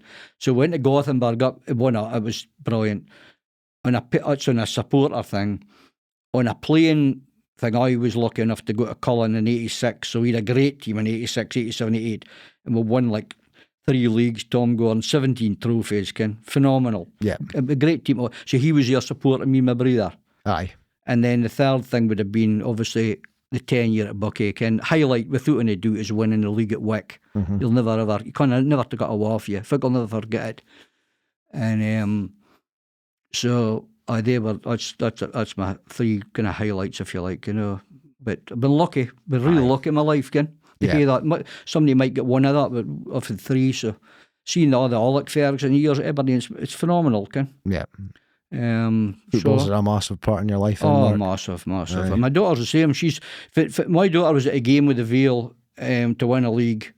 And we're in this bit of side of functional, and the Vale's won up, and Charles has scored, and see the look at my Coin's face. She wanted to win more than I did. Aye. So she wants to win, Ken, and she's got a lot of disappointments for Aberdeen fan, as I'm saying, but things like winning the cup, Ken. Yeah. We mightn't win it again. Aye. Ken, what I mean? After a long time. So she was here, through thick and thin. There's a few boys didn't go, and they were just, he was gutted, didn't go. Yeah. They don't think they'll get a win, you see, other, but you've just got to keep popping up. It's fit by fans, isn't it? That's it. Thick and thin. So Aye, absolutely. No, it's good, like. Right, Mark, before we get into your 11, if you're enjoying listening to us, give us a wee follow. All social media platforms, Facebook, YouTube, Spotify, Apple, TikTok, probably something else I'm missing. Patreon. There's a free raffle for a Patreon going soon. There is, yeah. Just tag a business that you think you may be interested in taking a season sponsorship, and if your tag is successful, I'll give you a free year's Patreon so you can get access to all your episodes early. The episode's still out every second Monday, but if you're on Patreon, it can sometimes be 10 days early, 7 days early. You get to listen before anyone else. It's at least 5 days early. It's at least 5 days. That's a better way of putting it around. But also you can get a chance if you want to see someone on the podcast, and it's not like out of my range. Like I can't go asking fucking Scott McTominay on. I wish I could. But certainly the Highland League local, even a slightly further afield, give us a shout, and we'll be able to get them on, or at least try. We've still got this. Been on a fair run of Highland League lately, and it doesn't seem to be holding up any. Long may it continue. Give us a follow, give us a rating. Hope you're enjoying. Right, you're 1 to 11. I'm going to read through it, and then we're going to pick out a couple of names. So you got Mainzer in goals, as you say, best Highland League goalie. Best Highland League goalie I've ever seen. The nearest to that was the goal at Keith, Bobby Gray. Bobby Gray was a great goalie. Bobby Gray's thing was he cleared his box. Up you could do it, and he cleared the box. He was a really good goalie. Yeah. So I'd put him. I think he's probably second best goalie, but definitely Kevin Main, number 1, 100%. Cup tie Mackay. Cup to Mackay, right back. I thought he was a great player up and down, and he always seemed to score a lot of goals. I think it was a cup to Mackay. Derek Mackay played for Aberdeen, so maybe he's got a name with that. But I thought he was a really good player, and he seemed to score a lot of goals against Buckie for some reason. We played him, so I really rated him. I thought he was a good player. So we spoke about Mickey McPherson, but in Mickey, you've got John Sivright for Peterhead. John Sivright for Peterhead's the best centre half I've ever seen in the Highland League. Seen him a couple of times. The thing that surprised me with him was that I met him all at my wife's uncle. It was his 50th. I was speaking to him, and I was surprised he only won one league at Peterhead. And again, I was looking up to see if the spelling his name was, and you go through, and he's supposed to. At one time, I think he still is. He's been voted as Peterhead's greatest ever player. Aye. Wow. Great player, great player, centre half, brilliant. Jesus. Solid, honestly, great player. Good football player as well. One of the names I hadn't came across before, because I recognise the majority of names for this 11. Steve Dolan. I really rate Steve. Steve Dolan was a fantastic left back. Yeah. He's like he came from Dundee, I think, and Greg had him, and he used to get the ball, and he was like attacking you all the time. Aye. Great football player. Yeah. Really good, skillful player. So he definitely had him at left back. For me, I think he's a great player, great player. And then wait till you hear this for a midfield. Wait to see midfield's good. Wait till you hear this for a midfield. You've got Donald Mackay you spoke about. Right. Charlie Duncan, Russell Mackay, Charlie Christie. That's exactly right. Well, Charlie Duncan at Buckie, command at Buckie. It was funny because one of my heroes at Buckie in the early days, a boy called Jeff Coots. You call him General Jeff Coots. And it was funny, it's a small world. He phones me up for someone about 3, 4, 5 years ago, and I'm speaking away, and he said, have you to do with Buckie? I said, oh, I used to be chairman. He said, I used to play for him. I'm like, are you Jeff Coots? Aye. And he told me that the story was he was travelling for Aberdeen, he was playing for Buckie, and from Donny Fitzsimmons, Donny Fitzsimmons, the manager, and he got Charlie Duncan for Inverness Thistle, and Jeff Coots with the other boys. Jeff Coots is travelling for Aberdeen to Inverness for his football now. He's a good player, Aye. Charlie come in, and Charlie was brilliant, Yeah. Lewis McKinnon's father was watching him, and Lewis McKinnon's father seen Highland League longer, and he says Charlie Duncan is the best player he's ever seen in Highland League. He said they played Celtic 8 in a friendly, and a boy called Johannes Edvalson played for Celtic Icelandic, and he says he just took a piss at him the whole game. Aye. Charlie was quality, Yeah. A really good player. Just control. He was like painting and organising boys. He was at manager at Brock for 25 years. Aye. He's a legend, And what he's the reason the Brock are the way they are now. It's like Barcelona, isn't it? Aye. He's in it set doing he's the Cruyff in that. That's exactly aye, right. Absolutely. Given the story with that was, he told me, he says, Joey Harper phoned him up with the right, and he says, Aubrey's on about the Brock's youth team, and he says, but Keith are winning us trophies. And Charlie says, do you want me to tell you why? He says, aye. He says, because my under-18s teams are full of 14s, and the 21s is 18s. They're all playing 3 or 4 year younger. They're not interested in winning. They win some, but they're not interested in that. It's all about getting boys through for the first team. Yeah. And that's what he did. Absolutely. But he was a great player, Yeah. And then Charlie Christie. He's loan plays for Scotland. He was a really good player. He was at Celtic. I think he was getting there boy. Charlie Christie did something in a football match I'd never seen before, right? They're playing Inverness Thistle at Borough Briggs, and there's a corner at Inverness Thistle on the far west side. So Charlie Christie goes over, and all of a sudden he shouts Lee, how you come, Lee? And he starts walking, see? So he's in there, and all of a sudden Lee starts coming in with the ball, right? Charlie Christie's taking the corner. He's rolled it off his spot, and he's told the ref. That was the first time I'd ever seen it done. I thought, it's clever, Yeah. But he was a really good player. So he's definitely in there. He's a good player, Russell Mackay. Russell Mackay's the best player I ever played against. I played against Ian Jess, played with Colin Hendry, what do you call him, Marco de Barras. Because we used to play in the youth league, you see. Yep. Russell Mackay was a nightmare to play against. He used to run at you, and he could go speed left or right, and I just thought that's the best player I've ever played against, Russell Mackay. And he went on to Captain Elgin. He was a great player. Aye. So I really rated Russell. Russell, I think he's one of the few midfielders got over 100 goals in the Highland League. Great player. Brilliant great player. Good lad as well, I think. Really nice lad. And then a front two, Zander and Moby. Zander Moby. Wow.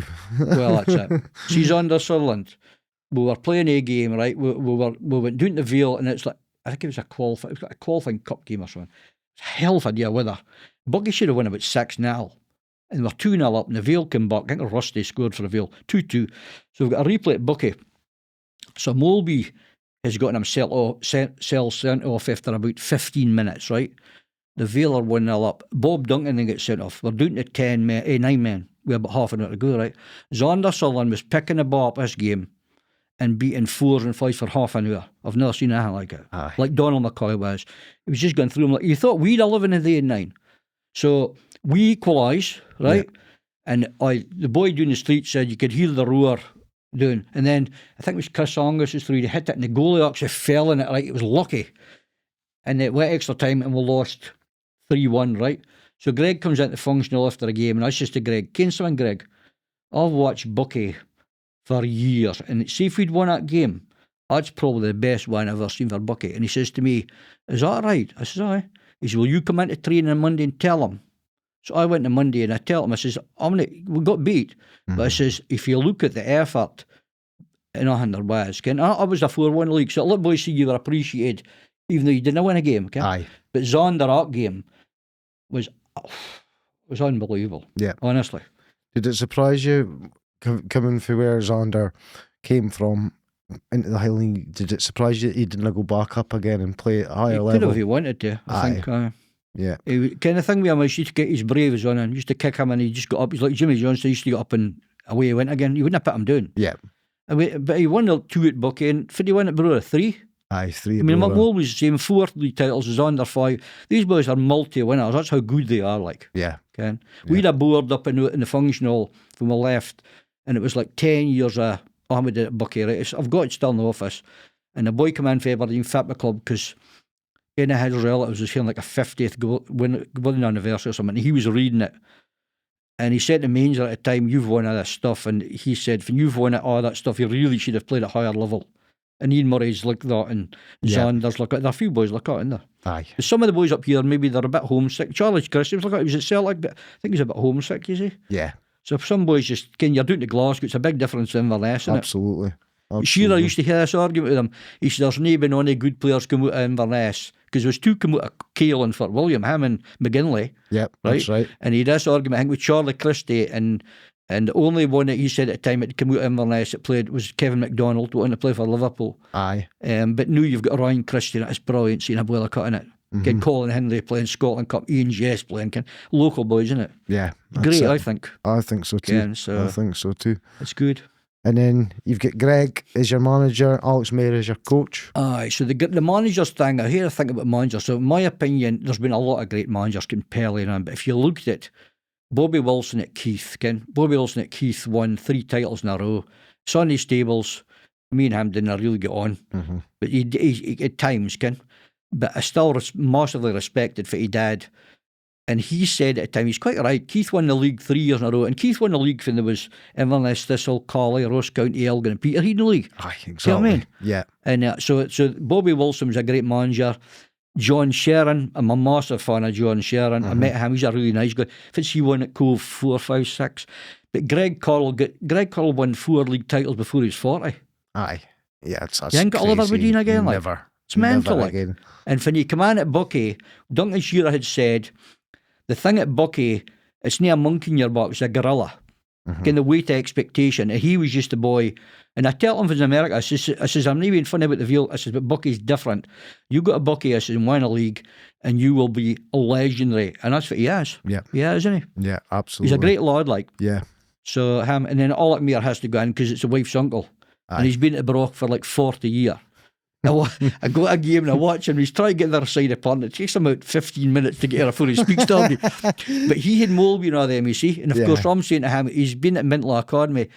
And I'm saying, well, Faz your best player. And I'm thinking Molby. And he said, oh, Kim Little. Kim Little. So Kim Little. And when she's playing an Olympic team or something, he's texting her and he's saying, oh, well done. And fit in, because there's 2 Alex or something. Fit in as the good looking head, get what I mean? And that's him. But he's a great lad. Yeah. Alec Mayer. Brilliant. Just fit, but you want to get him in here, Radio Rickla. Man, you could be here for about a week. I'm long enough as it is, never mind him. But no, he's a good lad, like Ken.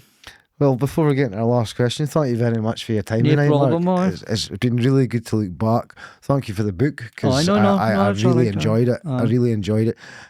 I struggle because I'm such a busy person with football, podcasting, kids, family life, work.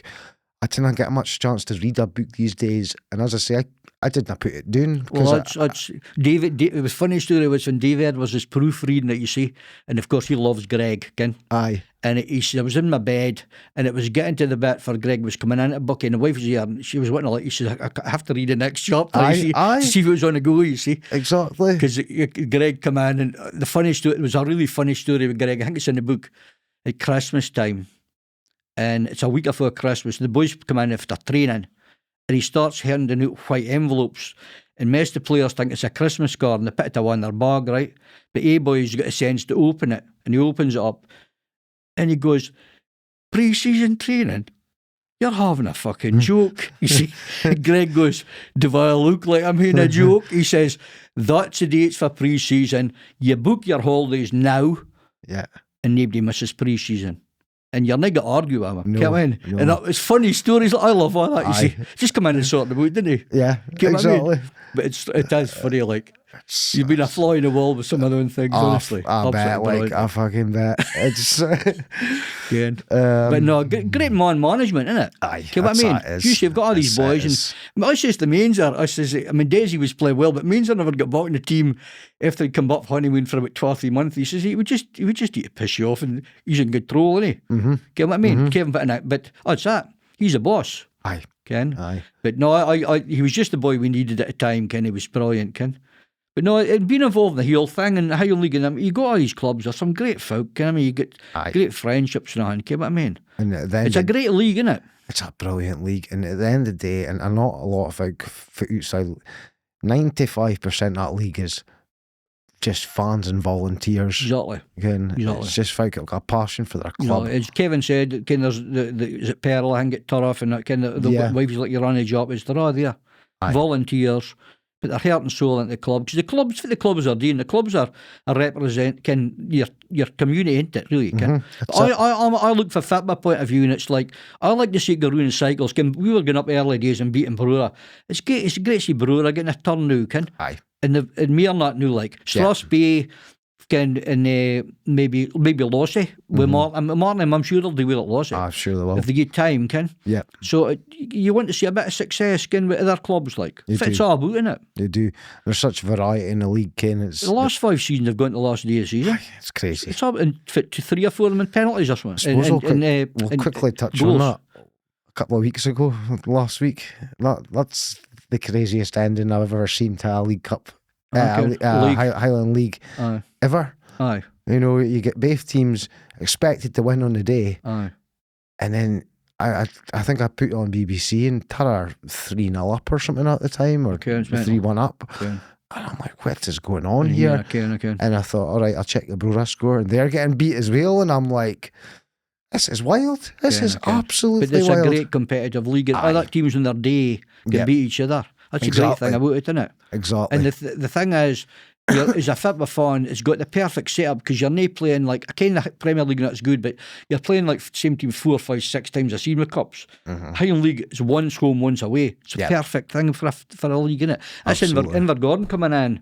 I think it'll be brilliant. I think so. For a league, like, because it's a Highland League, it's a Highland team, isn't it? Aye. There was a period of time when I first came in, it was like the top 10 was 8 or 9 Aberdeenshire. It was dominated by Aberdeenshire, but now it's nae, and it's better up with spread out, isn't it? That's it. You know what I mean? There's some great folk in the Highland League. Brilliant. We just lost Alan Booth at Inverurie. Yeah. What a character he was like. It was like, I met him and his wife, he's like Bradley Walsh. He used to come in off a bus and he'd keep the whole thing going. So, and he had a lot to do with locals from the first start off, so you lose a few folk as you're going along. But, no, it's a great league, and they're everybody's friendly. It's brilliant. It's good. Like, so long may that continue. Like, I hope so. Yeah, I hope so, and we'll continue keeping these podcasts going out as long as that league's going out strong. I've had ex-Scotland internationals in here, the Highland League. It's the most popular because it's niche, kind of, and once you're involved in it or you care about it, it's hard shy away from it because it's just so good. No, I can. Pure entertainment. Final question for you, Mark. One penalty to save your life, and it needs scored. Who takes your penalty? Well, I'll tell you what my wife said. She read the question. She says, "Can I take it?" And I says, "Why is that?" She says, "You'll guarantee you'll miss." I said, "I better chuck it, and I'm sure I'll get a chuckle." But she's like, "I've been cracking. I can funny." So then I've gone for. Can I pick any player? Any player. So I'm going Mark Letizia. Aye, we've had Matt on here before. Mark Letizia, we're not on the podcast. No, but if you look at it, he's taken, I think, 48 penalties and scored 47. He's a world record. Aye, that's crazy. I thought it and I looked it up and I'm like, I'm going with him, Mark Letizia. It's crazy numbers. But it's going to go Joe Harper, but he's missed a few, so I go. If my life depended, I'll go Mark Letizia because there's a chance I'll still be alive, I think. Aye.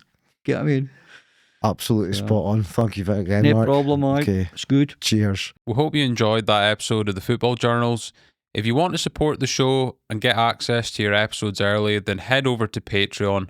Patreon.com/footballjournals, capital F, capital J, where for just £5 a month, you can get access to your Football Journals episodes early, as well as a catalogue of episodes that were released as video only on Patreon.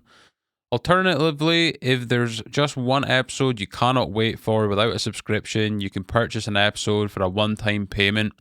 It all goes a long way to helping Lee keep bringing you these podcast episodes on a bi-weekly basis.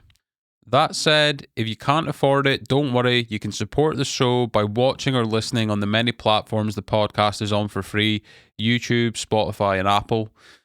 Whilst you are there, if you can leave the show a 5-star review on Spotify or Apple, if that's where you get your podcasts, or leave a wee like and subscribe on YouTube if that's the weapon of choice you have where you consume your podcasts.